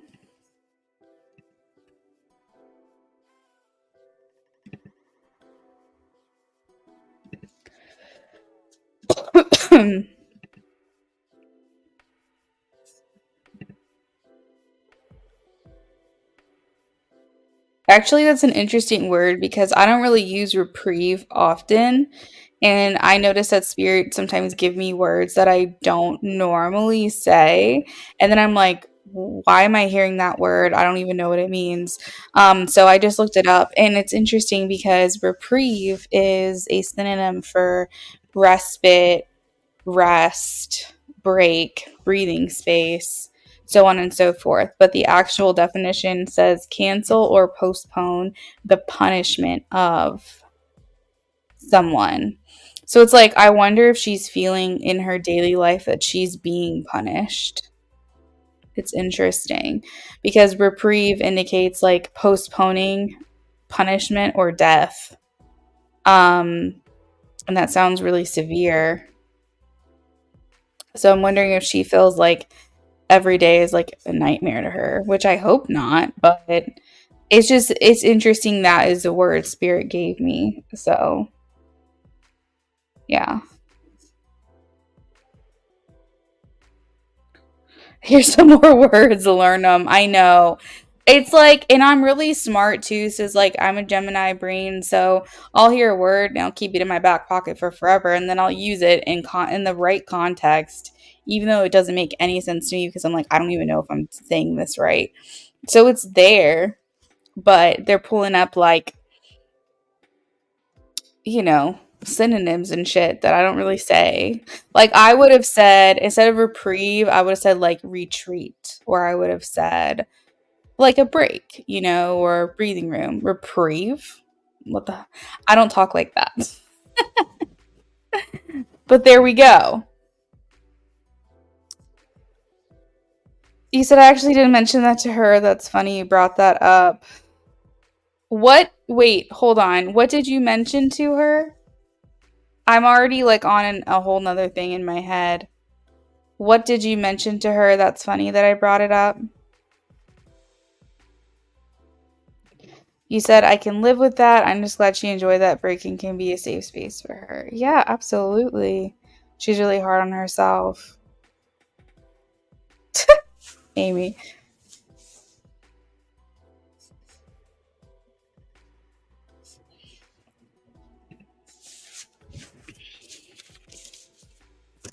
What does she feel like she needs from IJ now?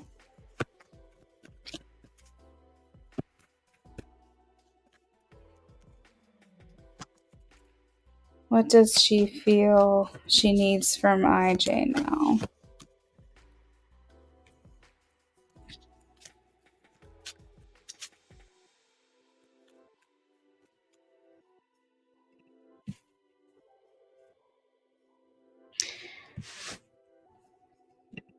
You mentioned that you like when you're on the same page and she talks about stuff she's truly interested in. Her eyes just lights up different, and I learned something from her too.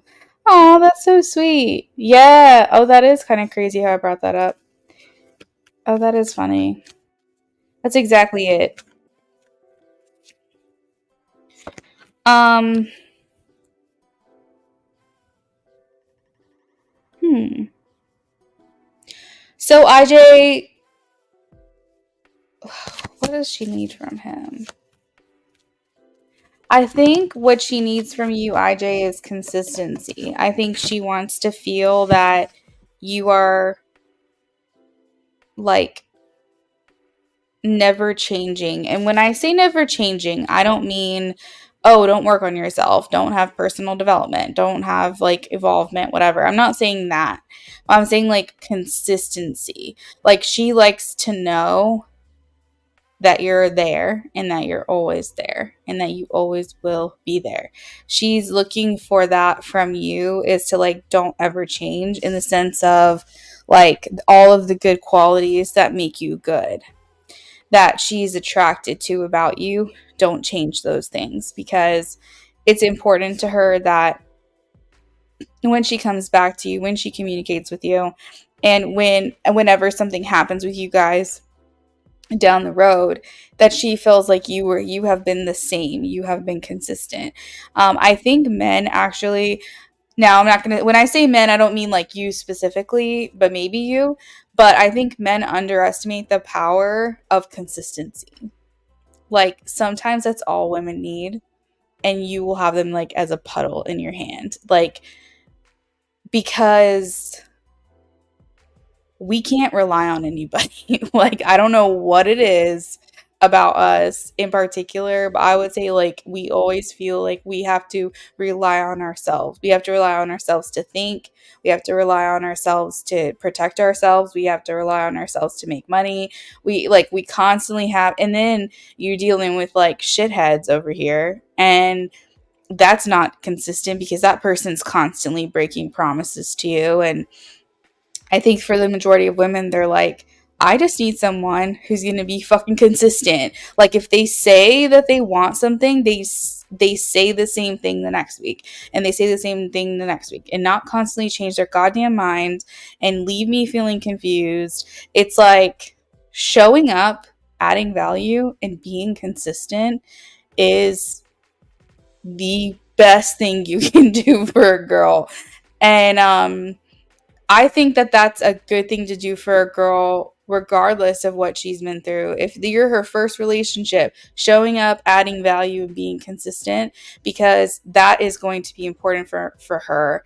And if she doesn't have to go through the trauma of the bullshit, that's great. But if she has, those are the things that are important. And so I feel like for her, IJ, she's saying, show up, add value, be consistent. Those are like the three main things. And all the good that you are, don't change that about yourself. I feel like for her, she's saying there's not really much I need you to do for me, or that I expect. But these are the things that are important, because if you can be consistent and add value for her, and provide support to her, like even if you're not in a connection with her, imagine what that says to her. Oh, when I'm going to be in a relationship, when I am going to put love as a priority, it's got to be someone like IJ. Why not IJ? You know what I mean? Like that's of value to her. Um, so you said, I mentioned, no, hold on. Oh, I get it. That's the earth sign trait. Definitely a Capricorn thing. Um, let me see if there's anything else here.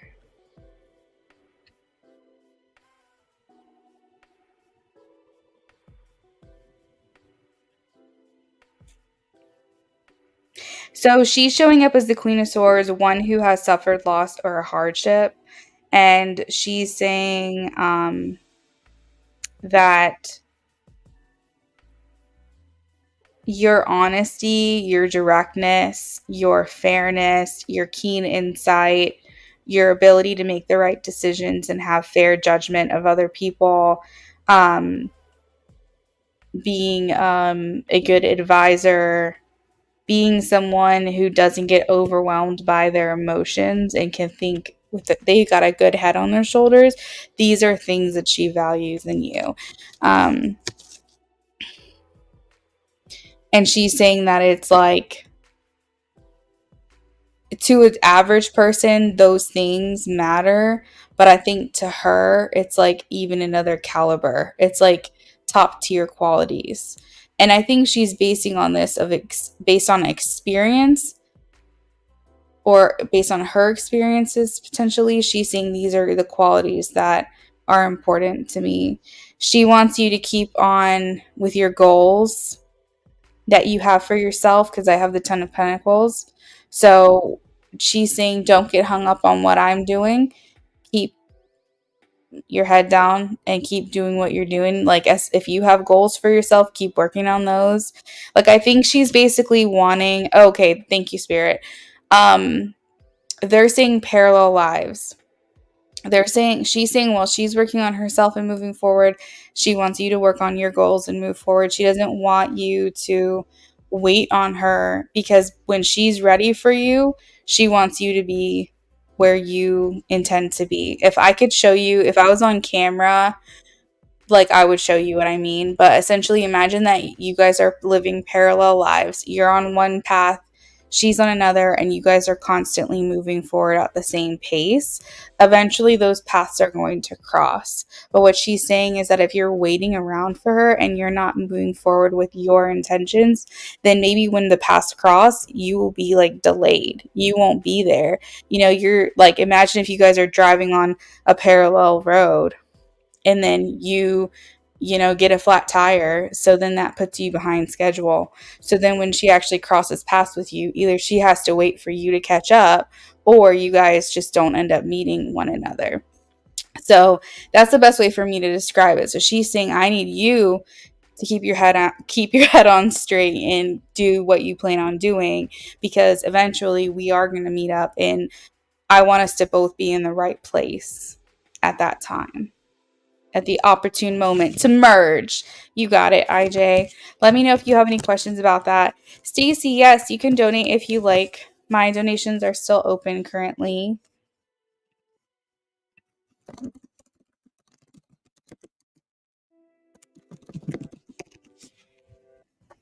But otherwise, IJ, like, you just keep doing what you're doing, girl. Or girl. I call you girl. I'm so sorry. Keep doing what you're doing, man. I feel like you're on the right track. Already. I don't think there's a lot that she expects of you. I don't think there's a lot that she expects for you to change. Sorry, I'm still cracking up at the girl thing. It's getting late. I need to eat some food. But yeah, she kind of feels, what I hear when I hear her talk about you is like turnkey. You know what I mean when I say turnkey? Like, you're basically just great, and there's not really anything she would change about you, at least that she knows of. When you guys are living together, there might be some things she has problems with, but from what she sees from the outside, she's saying like he's ready made, he's turnkey. So I don't think there's a lot of critiques. I don't think there's a lot of criticism from her direction.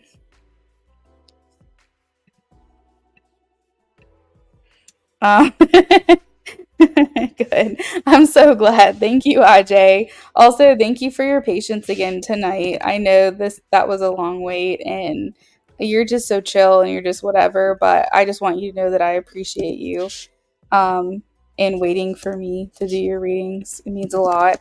It helps because then I don't feel stressed. I try to get to you as soon as I can, but it makes it so that I'm not over here panicking. So I appreciate that. And that's the other thing, IJ, that I'm going to leave you with, is that I feel like that's what you give to her. You never make her feel stressed to like, or panicked, like she has to like rush this process. Um because you're just like, it's fine. It's vibes. I'm just here. We're good. You keep doing your thing. Like, I'm not worried about it.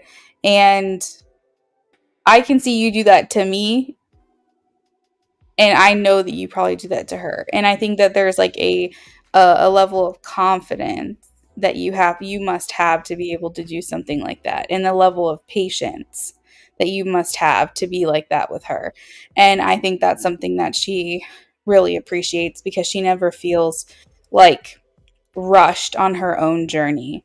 We're all here doing our own thing. We all have our own path. And when we're already feeling enough under pressure in so many other ways, to not feel pressure by you must feel really good to her.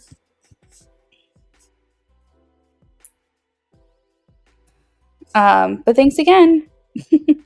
Okay, so Amy, I have you down for a mini. I looks like I've got a mini for Amy, an in-depth for Jasmine, and then another mini for Stacy.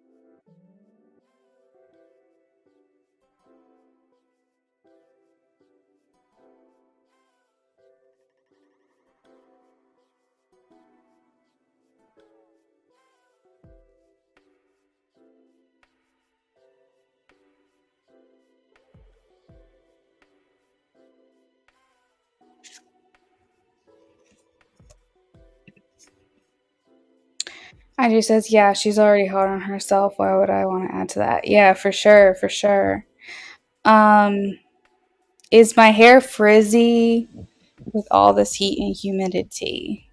Yeah, yeah, pretty much. Well, my hair's naturally curly, so it's a messy bun all day, every day.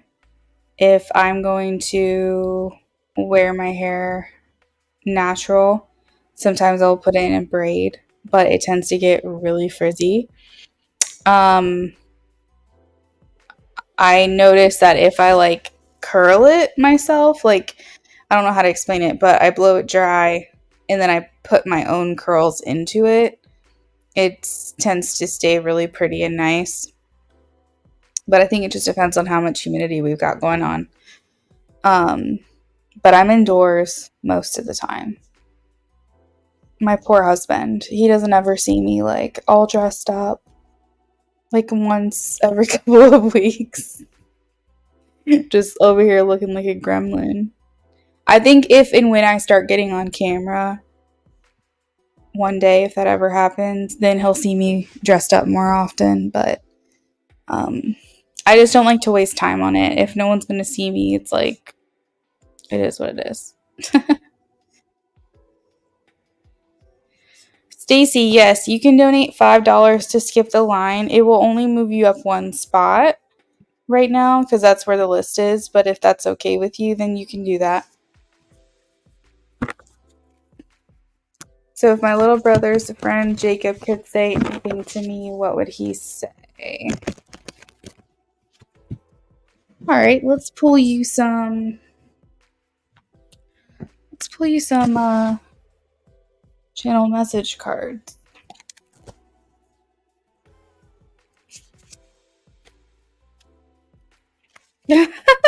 Oh, goddess. That's what I am. You know what I mean? But like, we've been together for a long time, and he married this mess. So I think it's honestly because he knows that I'm pretty.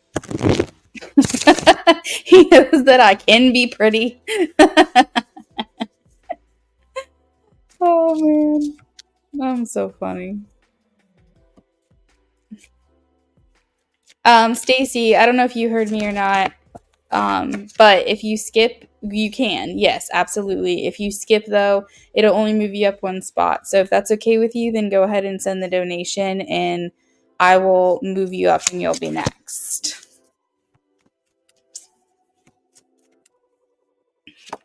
I am trying to get like my glow, though. I think next year is going to be a good year for me.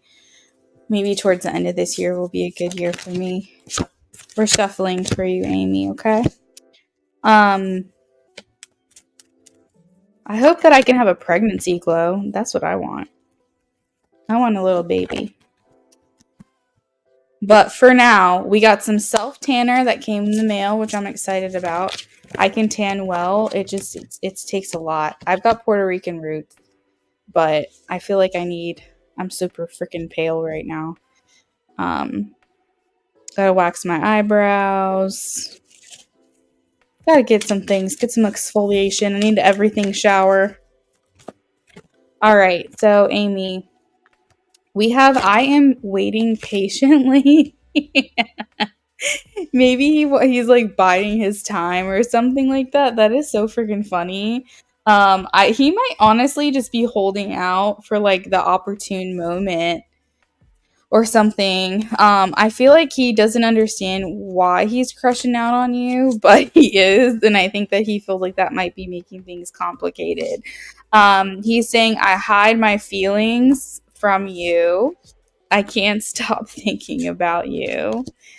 I think that he fantasizes about you because I have the message like we will be together, and so this could be like in his mind thinking like maybe you guys could have something. Um, but I also feel like a little bit it's a slightly delusional just because you know, he's so much younger than you. He's your friend's or your brother's friend. Like for whatever reason it just doesn't make sense. He says I want you. Thank you, Stacy. You're going to be next, okay, girl? You can get your question prepped if you're ready. Yeah, so he says I want you.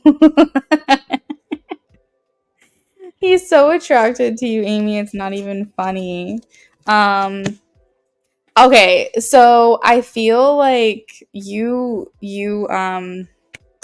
okay, this is just funny because it says I am recovering, and the first thing that comes to mind is like, will I recover from being a dickhead to you?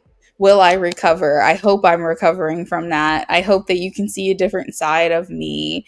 And then also, like, I feel like you make him feel very panicked. And do you know, like, when someone has like a panic attack, then they need to recover from that. So I feel like there's like some type of emotions that you bring out of him that makes him feel like he needs to recover from it. I feel like he's saying like I am not well. I am not well when you're around. I turn into a dumbass. Like I don't know. That's what it feels like to me.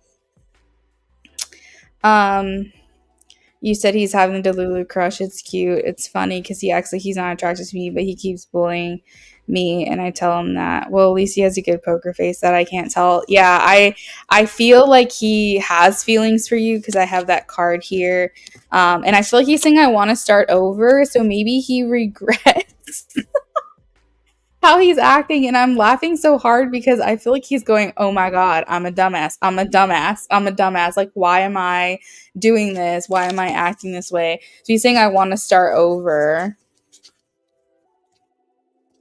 We have I feel so happy with you as well. So I think that he likes spending time with you. I think that it's important to him that um you guys still continue to hang out. I think that he likes that. We have I will wait for a sign from you, which I don't know, Amy, he might never get. And then he also says I messed everything up. I messed everything up.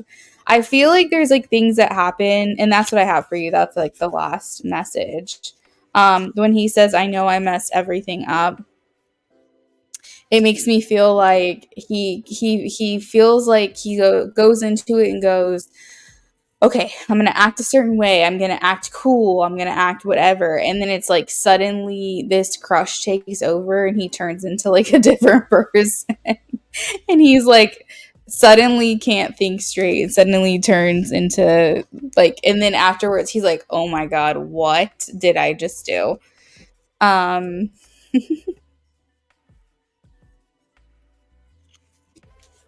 yeah. So like, I think he wants to hang out with you. Or maybe he wants to hang out with you in person. I don't know. But at least like spend more time with you through gaming then.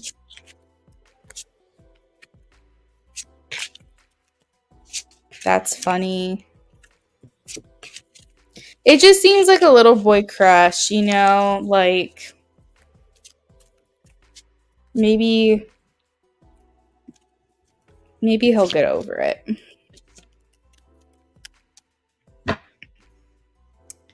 Thank you, Amy. I hope you enjoyed your reading with me.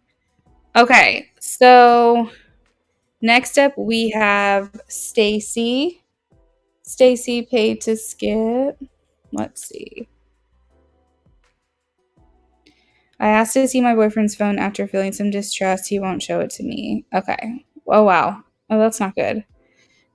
Yeah, it's cute. Not gonna lie, it's kind of fun. Thank you. You're welcome, Amy.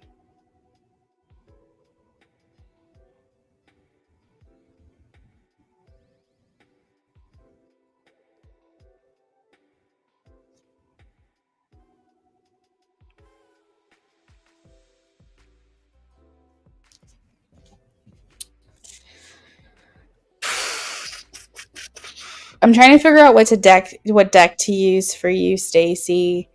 Um,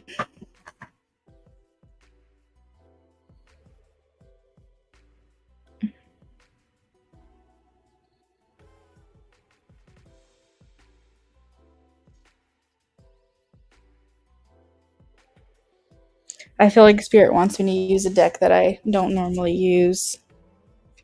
Hold on, let me grab it real quick.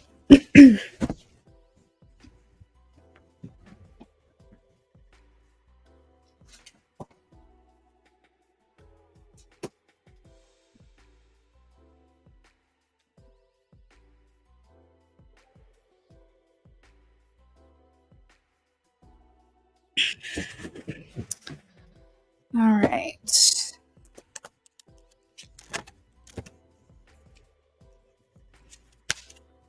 Oh, yay, 28 likes. That's awesome.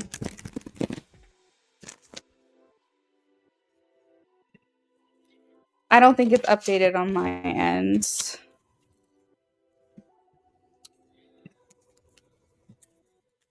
Okay. Why won't he show Stacy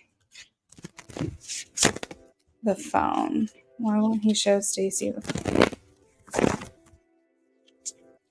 Why won't he show Stacy the phone?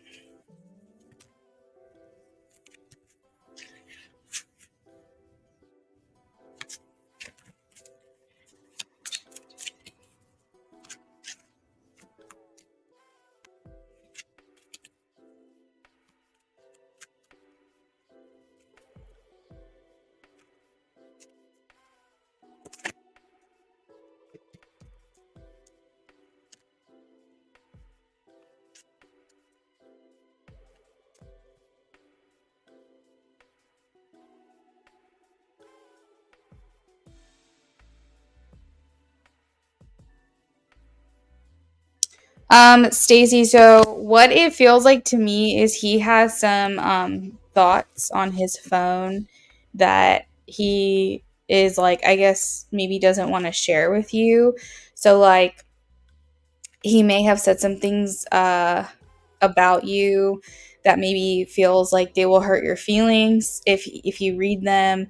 Um I don't It has to do with his feelings for you and has to do because I have the hermit here. And so it talks about like his innermost thoughts, like the things that he keeps to himself, the things that he keeps private, and I think some of it has to do with you as well. So I think that he's saying like you would if you saw his phone, there would be things on there that you wouldn't like that you would see. Not that I necessarily feel like it would be a deal breaker, not that I feel like he's like out here like in the streets or anything, but I feel like there could be some private thoughts that he has on there, or things that he does in private that he feels like you would be upset about. um, and so therefore I think that he like his knee jerk reaction is to just not have you look at his phone. Whereas I feel like what he doesn't realize about that is not letting you see the phone is actually causing more mistrust because now it's making you feel like he's hiding something from you. And in a sense, he is, but I think you're thinking the worst, and I don't think the worst is on his phone, if that makes sense. Napa, hello, welcome in. We are working on donations right now. The only way to get into the queue is to donate. But if you want to come back tomorrow, you can have your chance at some free reads. I will be going live in the first 15 minutes of my live streams. I do free yes, no questions.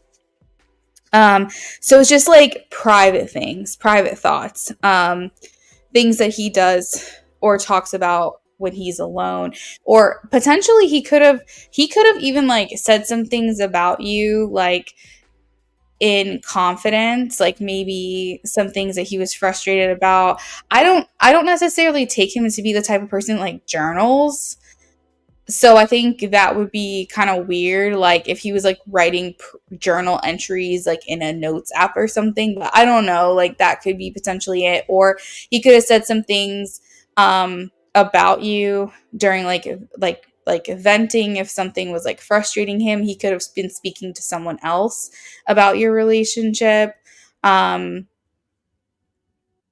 there could be, but I don't know. I feel like there's some things that he's just saying, like, if she saw it on here, she wouldn't be happy. Like, maybe his search history, or I don't know. But again, I don't feel like it's something here that's like a deal breaker. I don't feel like he's like hiding another relationship or something like that. It just feels more like he just doesn't, he thinks that if you do a deep dive enough search, there's going to be something that you find that you're going to be unhappy to see.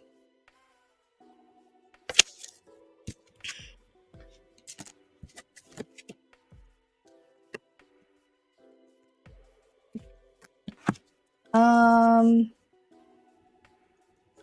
are you worried about like third party stuff? Are you worried that like he's doing something underhanded like that? Why won't she show it to him?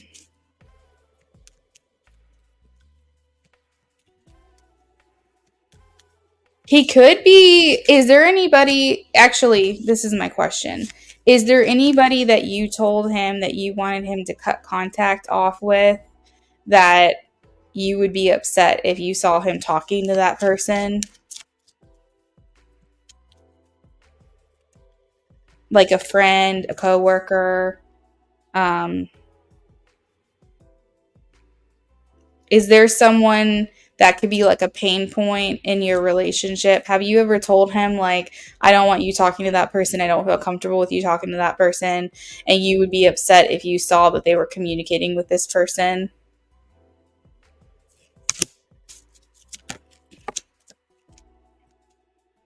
I have stay optimistic about your love life. Positive thinking and faith will bring you romance.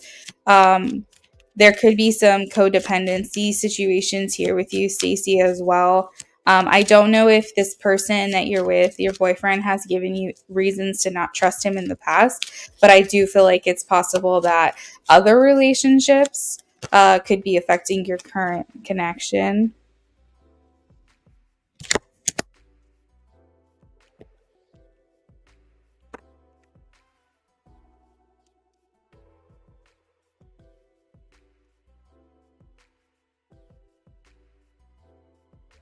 I have trust. The situation's calling you to have faith. He is a soulmate of yours.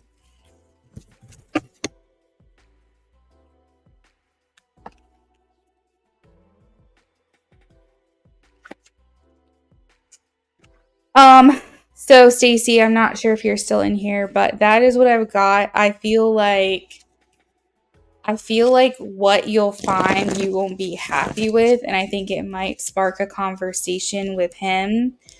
But I don't get, I know that fear sits in like, oh, is he two timing me? Like, is he doing some risky shit that could threaten our relationship? And I know that that's like a thought that you could have.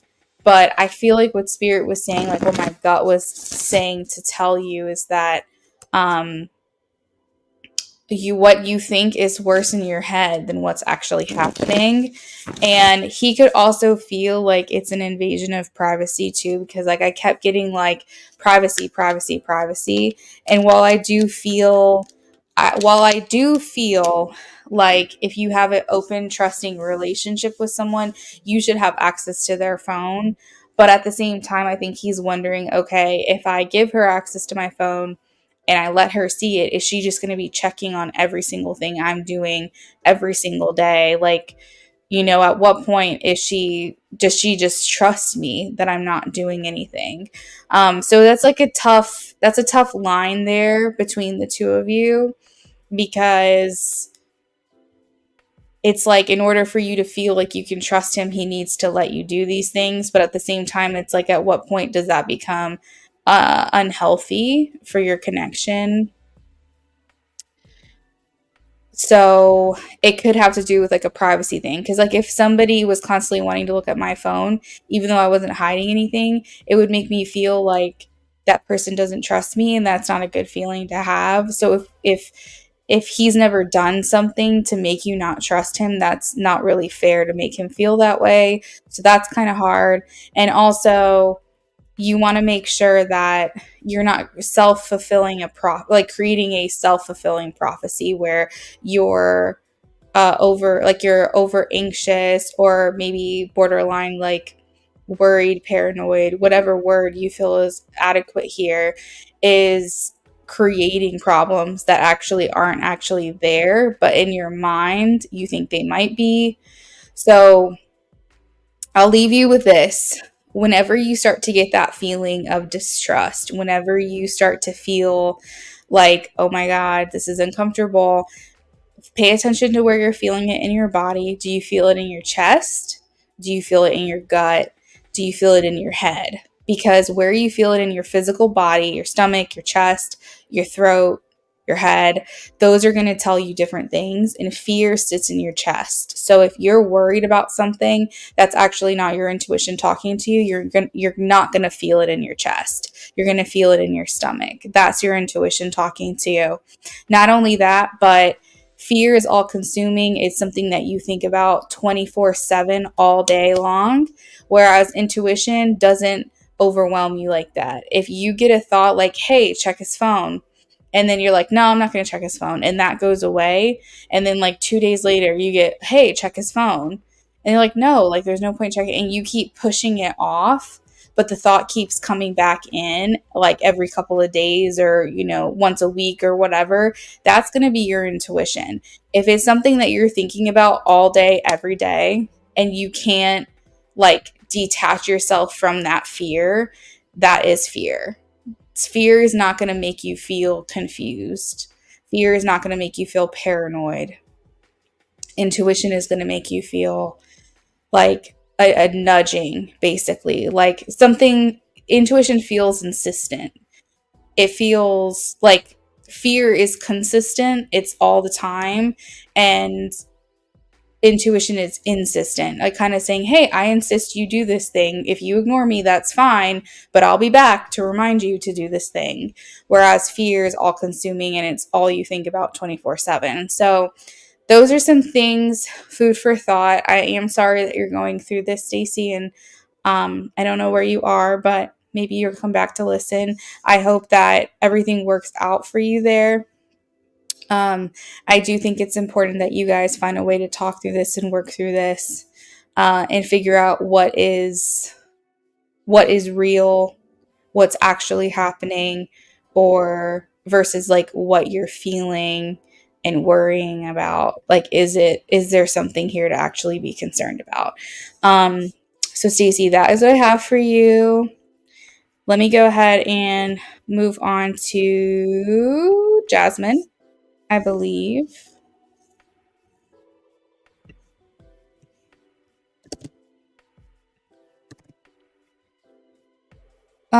Okay, so Jasmine is next. IJ, I see that you donated as well.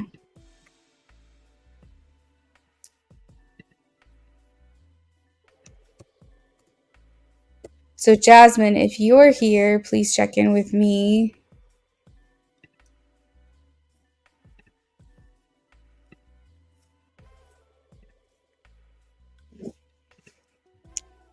Oh, you're totally fine.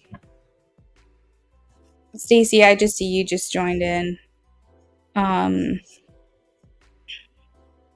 IJ, thank you for the donation. That's okay, Stacey, no worries. Okay, Jasmine says, in-depth love spread with Patrick.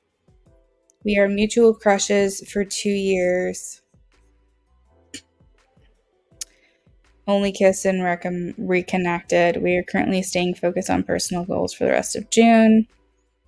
I'm looking for a stable relationship, but haven't talked about that yet. Okay.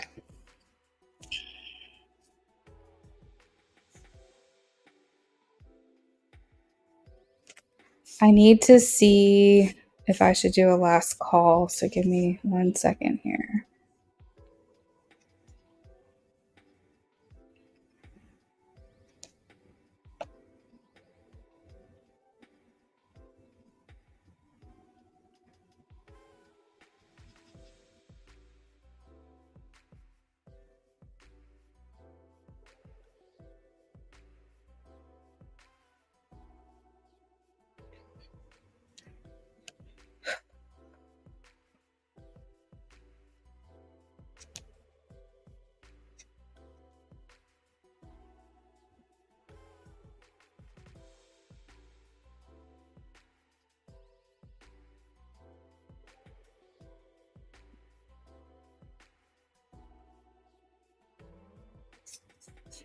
Okay, I think I am going to do a last call, guys. So, what that means is if anyone new comes in can donate.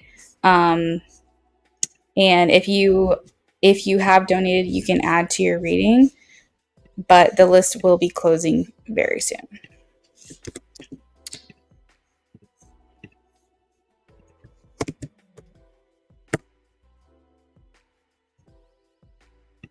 Okay. Love spread. Patrick and Jasmine. Love spread, Patrick and Jasmine.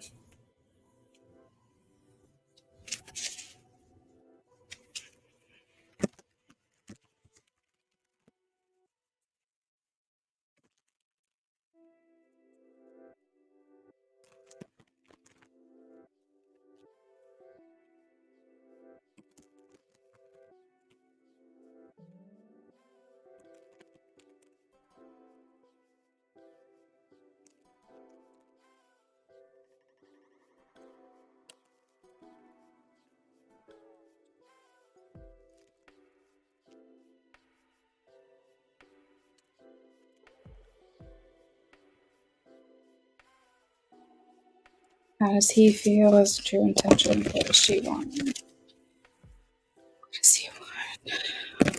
Strengths and weaknesses of puzzling together. Apart. Energy around the relationship. It's a relationship.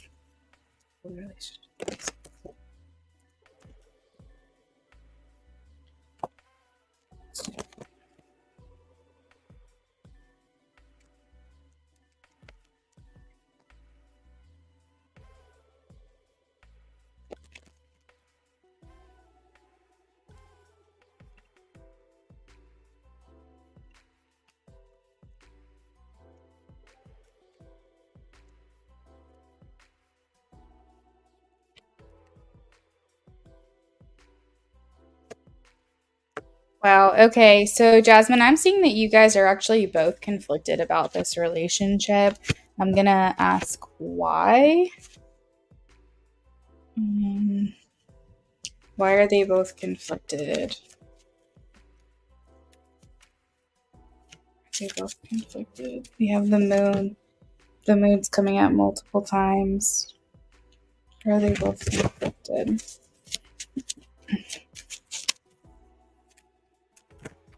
Okay, so I feel like you guys are very focused on what one another wants, and you're worried that what you want is not going to align with what he wants, and vice versa. And I think there will be a lot of clarity that comes in once you guys actually have a conversation with one another. I'm noticing like conflict from your side is like, I don't know what to do here. Like, I have I have my own plans, but at the same time, like, does his plans and my plans, do they coincide? Can something happen here? And I feel for him, he also feels torn.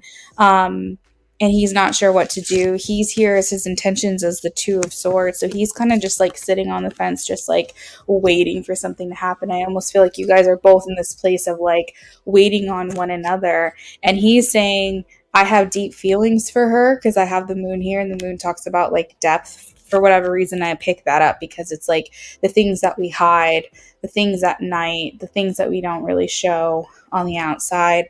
And these feelings feel like there's a depth here. But he's saying like, I'm waiting for a sign from her. Or maybe you're like, I'm waiting for a sign from him. And maybe you guys are both holding out because you're not sure like what the other person wants. Yeah, I do. I think he's getting out of a relationship and I want to be in one. So I think a lot of the clarity that you guys are going to have is going to be through conversation. And maybe we're just a little scared to have that talk because what if it doesn't go the way that I want it to go, kind of thing, you know? Um, I do feel like he wants to have fun right now. Let's see. Is he looking for a relationship right now? Is he looking for a relationship? I am getting a no. I don't think that's what he's looking for at this time.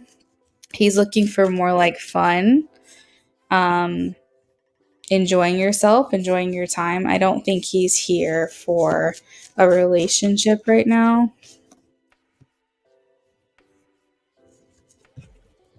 You guys are very attached to one another. I have the Eight of Swords, and I think that that stops you guys from, like, it makes you feel a bit restricted from exploring other options because you guys are um, so connected, so attached to each other. And I feel like that is what pulls you guys together because you guys keep coming back to each other. What tears you apart is your inability to see other options around you. We have the Chariot here. So you could move forward. You could move on. You could see what else is out there, get on your little horse and go for a ride. Um, but I feel like you keep coming back to this person because you have the story hasn't fully played out. There's still unfinished business here in this connection. And I feel like until you guys have those heart to hearts and those full out conversations, but it's kind of scary because you're like, okay, if I do though, what if he doesn't want the same thing as I do? And he's going, what if she doesn't want what I'm looking for? And you guys are a little scared to kind of put it all out on the table. The energy around the relationship is temperance, where you guys want to please one another. Like, I think you're willing to be flexible even if it goes against what you want because you want to work with him.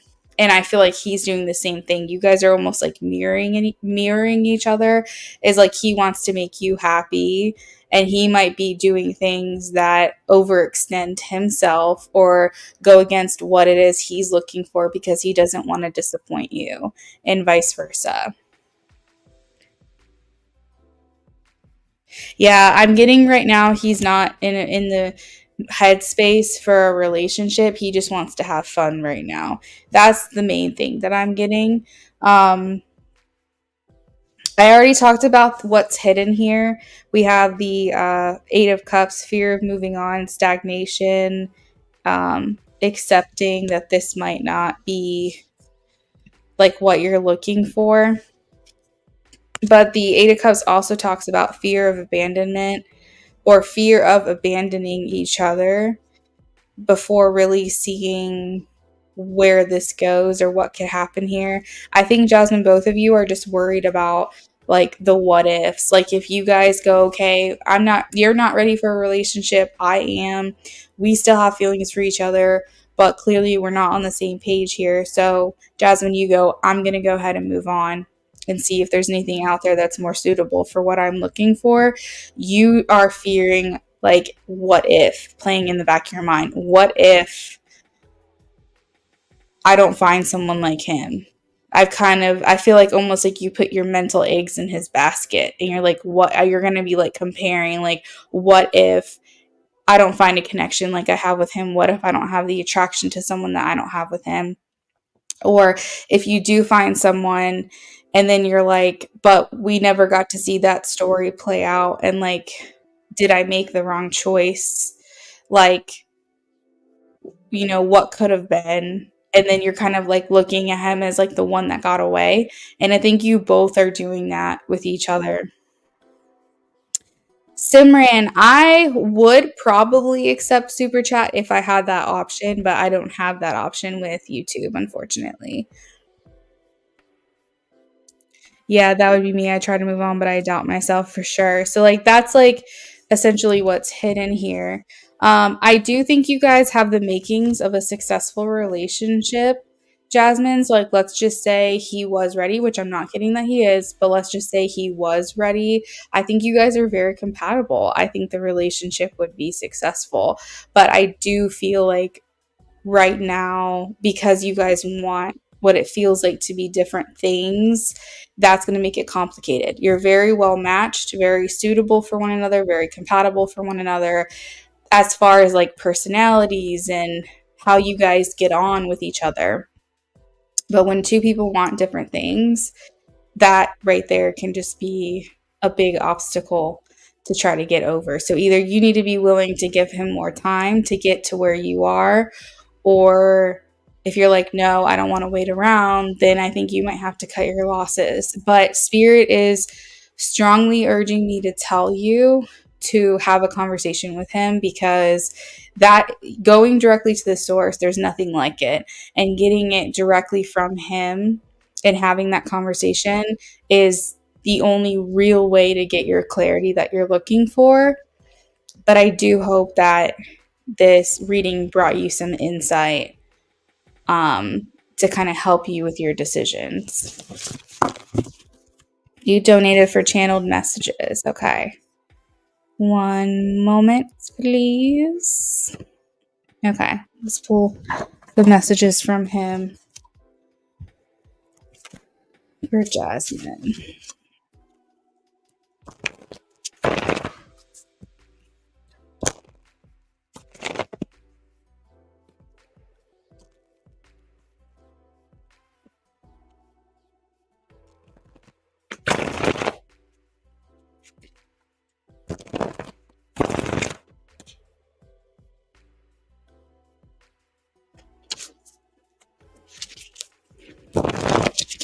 Messages from Patrick, please, for Jasmine.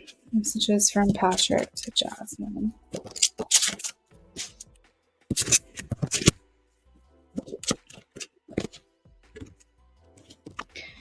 You guys are very mirrored. I can already see. Messages from him to Jasmine.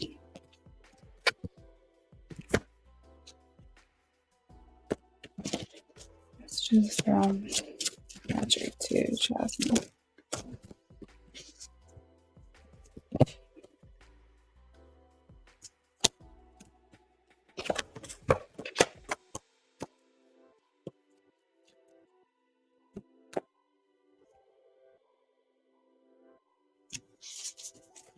Okay.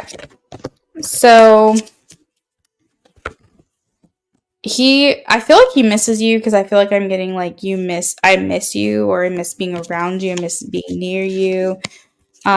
He says, I can be myself with you. I compare others to you. I replay our conversations over and over. You inspire me. I feel you even though we are apart. And the last card I have is, you don't know how hard it will be to let you go. Or you don't know how hard it would be to let you go. Something like that.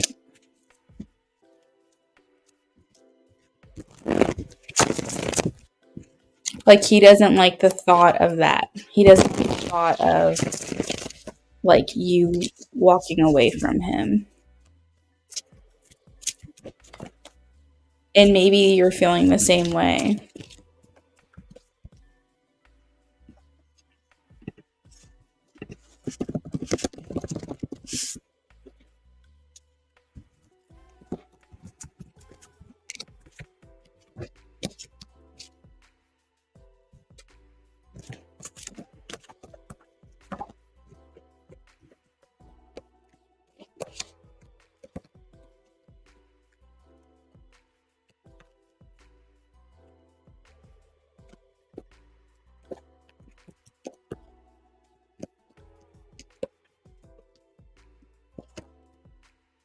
So, Jasmine, that is what I have for you.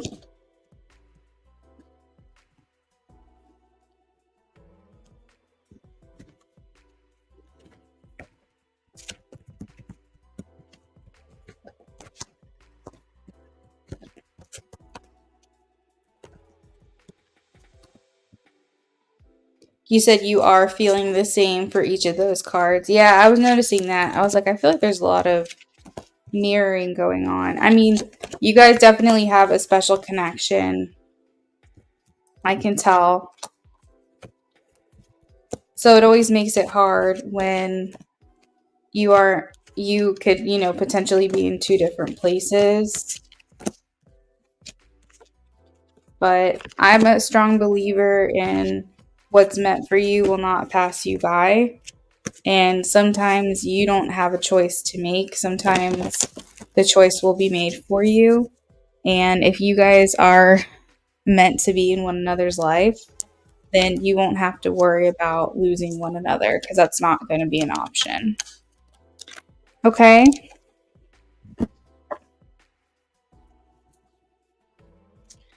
All right, IJ, you are the last on my list tonight.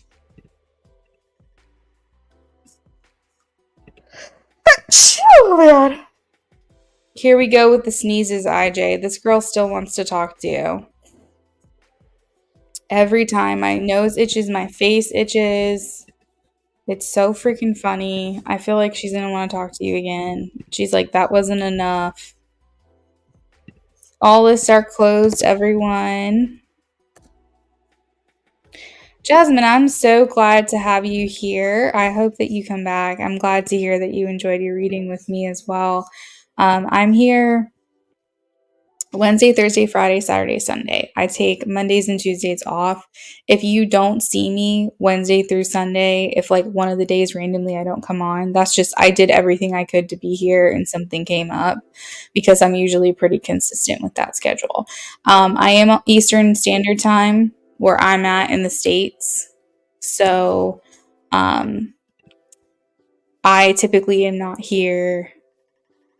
I'm sorry. I'm typically not here during the day. I'm here in the evenings. So if that helps. I got a little distracted because I saw that a donation just came through. Simran, I will honor your donation because it came through right at the last minute. Let's see. I have you here for a mini reading, Simran. So you're going to be next after IJ, okay?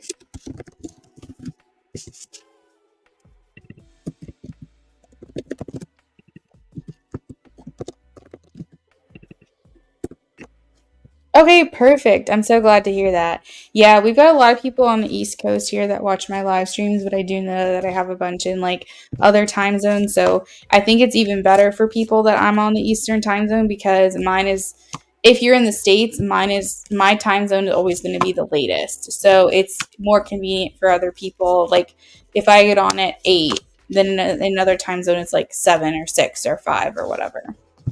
So I think that's good for other people as well. So, and then also I just find that I have more demand in the evenings, and my husband works evenings too, so it just makes it easier for us to both be at work at the same time. So that's cool, Jasmine. It was nice talking to you. It's good meeting you. I'm happy to see you here. Channel message from her. Okay, you got it. So I'm about to work on a channeling. I don't know if you guys are familiar with that or not, but I do them for IJ pretty often these days. It's basically where I am doing automatic writing for him and getting him a curated custom message from the person that he's asking about. Channeling is my specialty. So when I do these, I typically am very quiet. I am over here focused on the reading itself. I do monitor the chat during this time, but you might not hear much from me as far as like words and stuff like that. And it takes me about 5 to 10 minutes to channel, and then I come back. So you're welcome, Simran. You are actually going to be next. You said, "Oh, that's perfect. You can stay busy with all of us." Yes, 100%. It works out great. I mean, if his schedule changes at some point, I'm sure that my schedule will change, but that's the benefit of working from home is that I can kind of cultivate my schedule how I need to do it. And it seems to work out great for everyone, me, you, my husband, all of that. So IJ, give me like 2 seconds. I'm gonna run to the bathroom real quick. I don't want to be just sitting here thinking about how bad I have to pee while I'm doing your reading. So let me run and do that real quick, and I will be right back. I promise.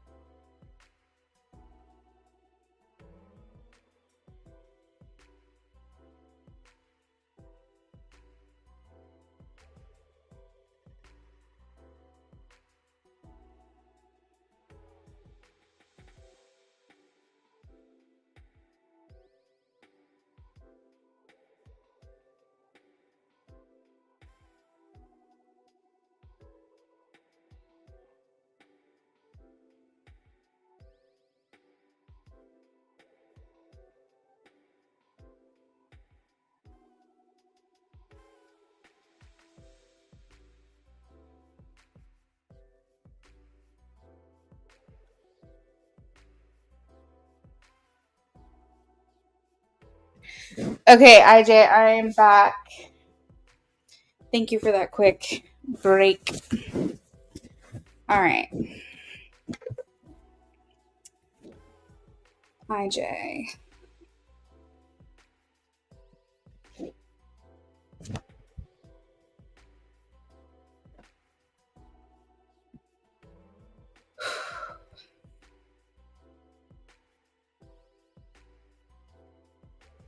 IJ, if there's ever comes a point where you're like, you don't have to send the letters to me, just let me know.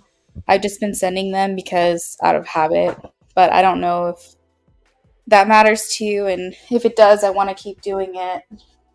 So just let me know if ever you're like, I don't need them, because otherwise you're gonna keep getting them from me.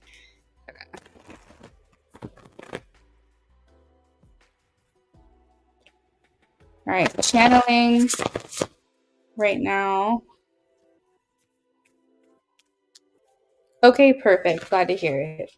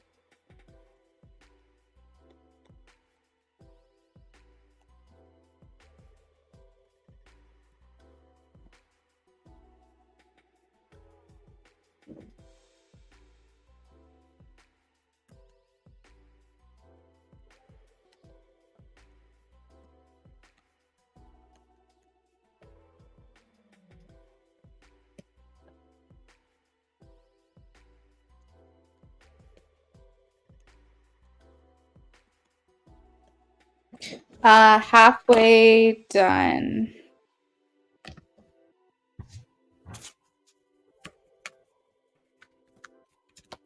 Simran, whenever I do a channeling like I'm doing for IJ, it's automatic writing, which means that I don't talk. I just do a channeling. So it's just a different type of reading that I'm doing right now.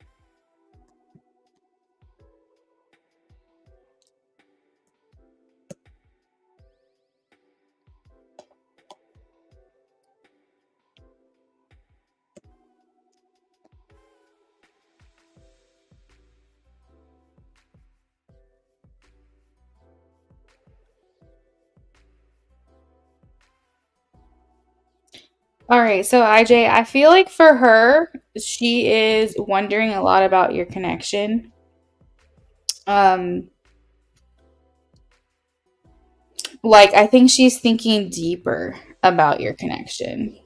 And remember that I got that like I sneezed just before I was going to get started with your reading, and I felt like my face was kind of itchy.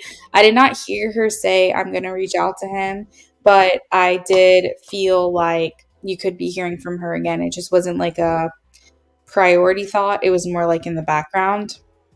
But she's thinking deeply about your connection and like what it means and like why does it feel different than say another relationship that she has in her life. So she says, do you ever get the feeling that our connection is more significant than we realize?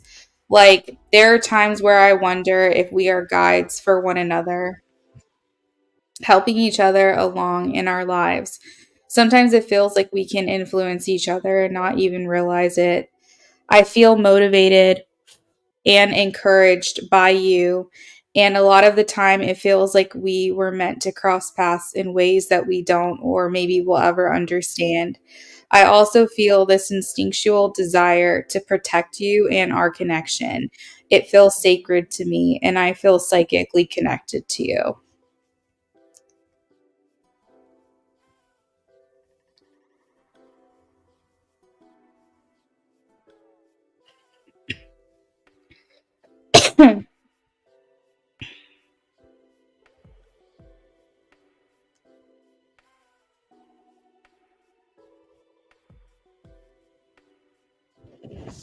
You definitely feel that way.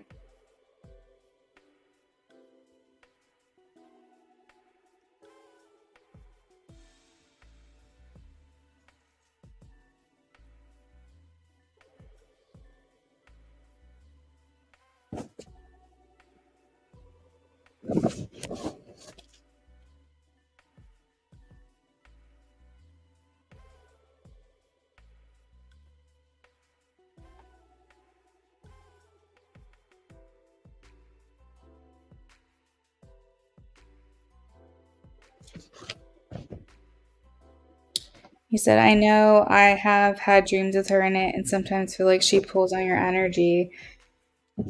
You're welcome, IJ. Maybe she's becoming more like consciously aware, I suppose, of like what you mean to one another. Maybe there's these last couple of interactions have been giving her some food for thought or making her feel like maybe there's something more to this than what she has acknowledged previously. Yeah, I'm not quite sure, but it feels like she's doing a lot of deep thinking and um, almost like introspection, I would say, about your connection itself and trying to understand like why sometimes it feels like, you have much more of an influence on her than like other people and why your connection feels different to her. It feels like very deep. Like it feels like she's thinking heavily on this for sure. Maybe she's just kind of going on in her own mind and just in like deep thought about your connection or something. But yeah, it does seem like it. It seems powerful what she has to say. And I also thought it was really nice when she was like, I feel in like I think she said it an instinctual like urge or desire to protect this connection. It was something like that. I can't remember exactly what it was. Um but it's like something along those lines and I thought that was nice to see because I don't know, it's like it's a good feeling to see when someone cares about the connection and like wants to protect it. And it's like I almost feel like she wants to keep you secret when she says that because she doesn't want anyone to come in and like destroy essentially what you guys are building together. So IJ, thank you so much. We are going to move on to Simran, and Simran is my last reading of the night. Simran, you said, what is coming for me in my job? I'm not happy here. What is coming for Simran in the job, please?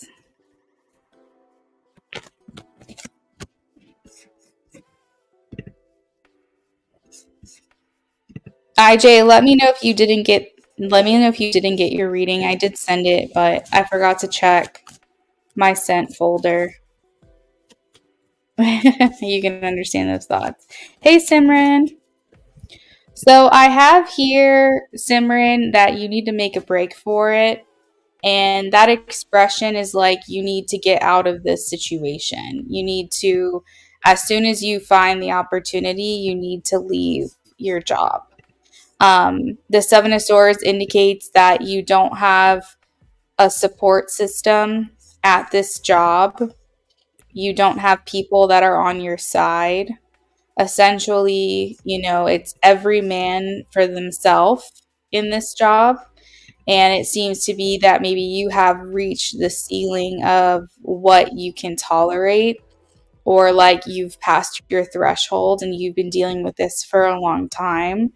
It indicates that not only do you not have support from people in this job and that you have to fight for yourself, but there could be other people here that you're working with that you can't trust to have your best interests. Um, so essentially, Spirit is saying the second that you get the opportunity to leave this job, you need to. You need to escape. You need to break free. It is providing you way too much anxiety and negativity. It could be affecting your health as well. Um, they are saying that if you have not hit your breaking point, you are going to, and that this is disturbing you on like a mental and emotional level as well. It's talking about mental anguish. Um, and unfortunately, because you keep thinking about this over and over and over again, now you're finding yourself in a cycle. and you're thinking every single day that you want to leave this job, or you're thinking about it multiple times a week that you want to leave, and you keep putting yourself back in the same discomfort because you're not making a decision. I see you here, Two of Swords, indecisive. Two of Swords talks about knowing that you need to make a decision, but you're paralyzed, meaning that you either procrastinate or you postpone or you push this off until the next day for this to be a problem for your future self. And it's not something that you want to address head on at this time. Two of Swords indicates that you're not taking charge, that you are just letting life happen to you. And if you feel any sense of loyalty to this job, if you feel any sense of guilt to leave, Spirit is saying do not feel that way. If you are feeling any discomfort, it's because you're not supposed to be here. All right, let's look into future. Have you started looking for other jobs yet?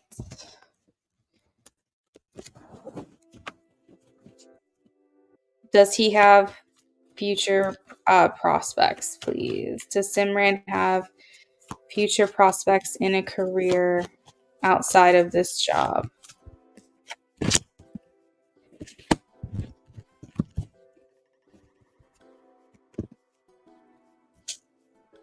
So, Simran, I am getting that as long as you apply yourself, you're going to find a better situation. I have the Knight of Pentacles. So, Knight of Pentacles is like you have to be persistent. You will have to look for other jobs, and it may not come to you right away. It may not be the first place that you apply to that you're going to get, but they are saying that if you apply yourself and you actually work towards getting yourself out of the situation, it's going to work out for you. Knight of Pentacles is saying be persistent in your pursuit to find a new job. Have patience during this time, but know that your payout will be great. I have Ace of Cups indicating a happy outcome for you in that you will get a job offer. But first, you have to do the work to put yourself out there and apply yourself to other jobs. So maybe right now you're just thinking about it, but you need to actually do it so that you can get yourself out of the situation. Remember when I said that I have the Two of Swords, meaning that it's all in your head, that you keep pushing this off and you're not actually taking action on it. So now is the time to take action on it, or you're going to continue to feel this way. And what's sad about that is that it's this feeling of anguish and frustration and not wanting to be at this job anymore is not only going to continue, but it's going to get worse the longer that you procrastinate, the longer that you push this off. So you do need to find another job. You do need to apply for other jobs, and you need to be persistent with it and know that your payout is coming, that you will get an offer. As long as you do your part, it's going to work out for you. Okay? I have at the bottom of the decks, like, your wish is coming true. Sometimes the universe wants to help us, but we have to apply ourselves a little bit first because we have to show that it's something that we really want. And then once they see that we're actively working towards getting ourselves out of that situation, then the universe rewards us. So that is what I have for you, Simran. Hopefully that gives you some peace of mind. I do appreciate you joining us tonight, and I hope that that helps you.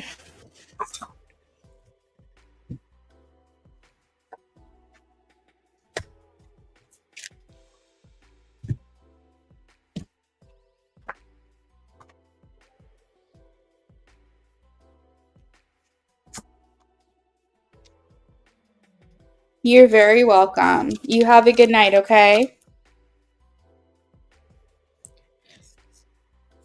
All right, everyone. I am going to go ahead and sign off for the night. I will be back tomorrow evening, and we'll see you then. Have a good night.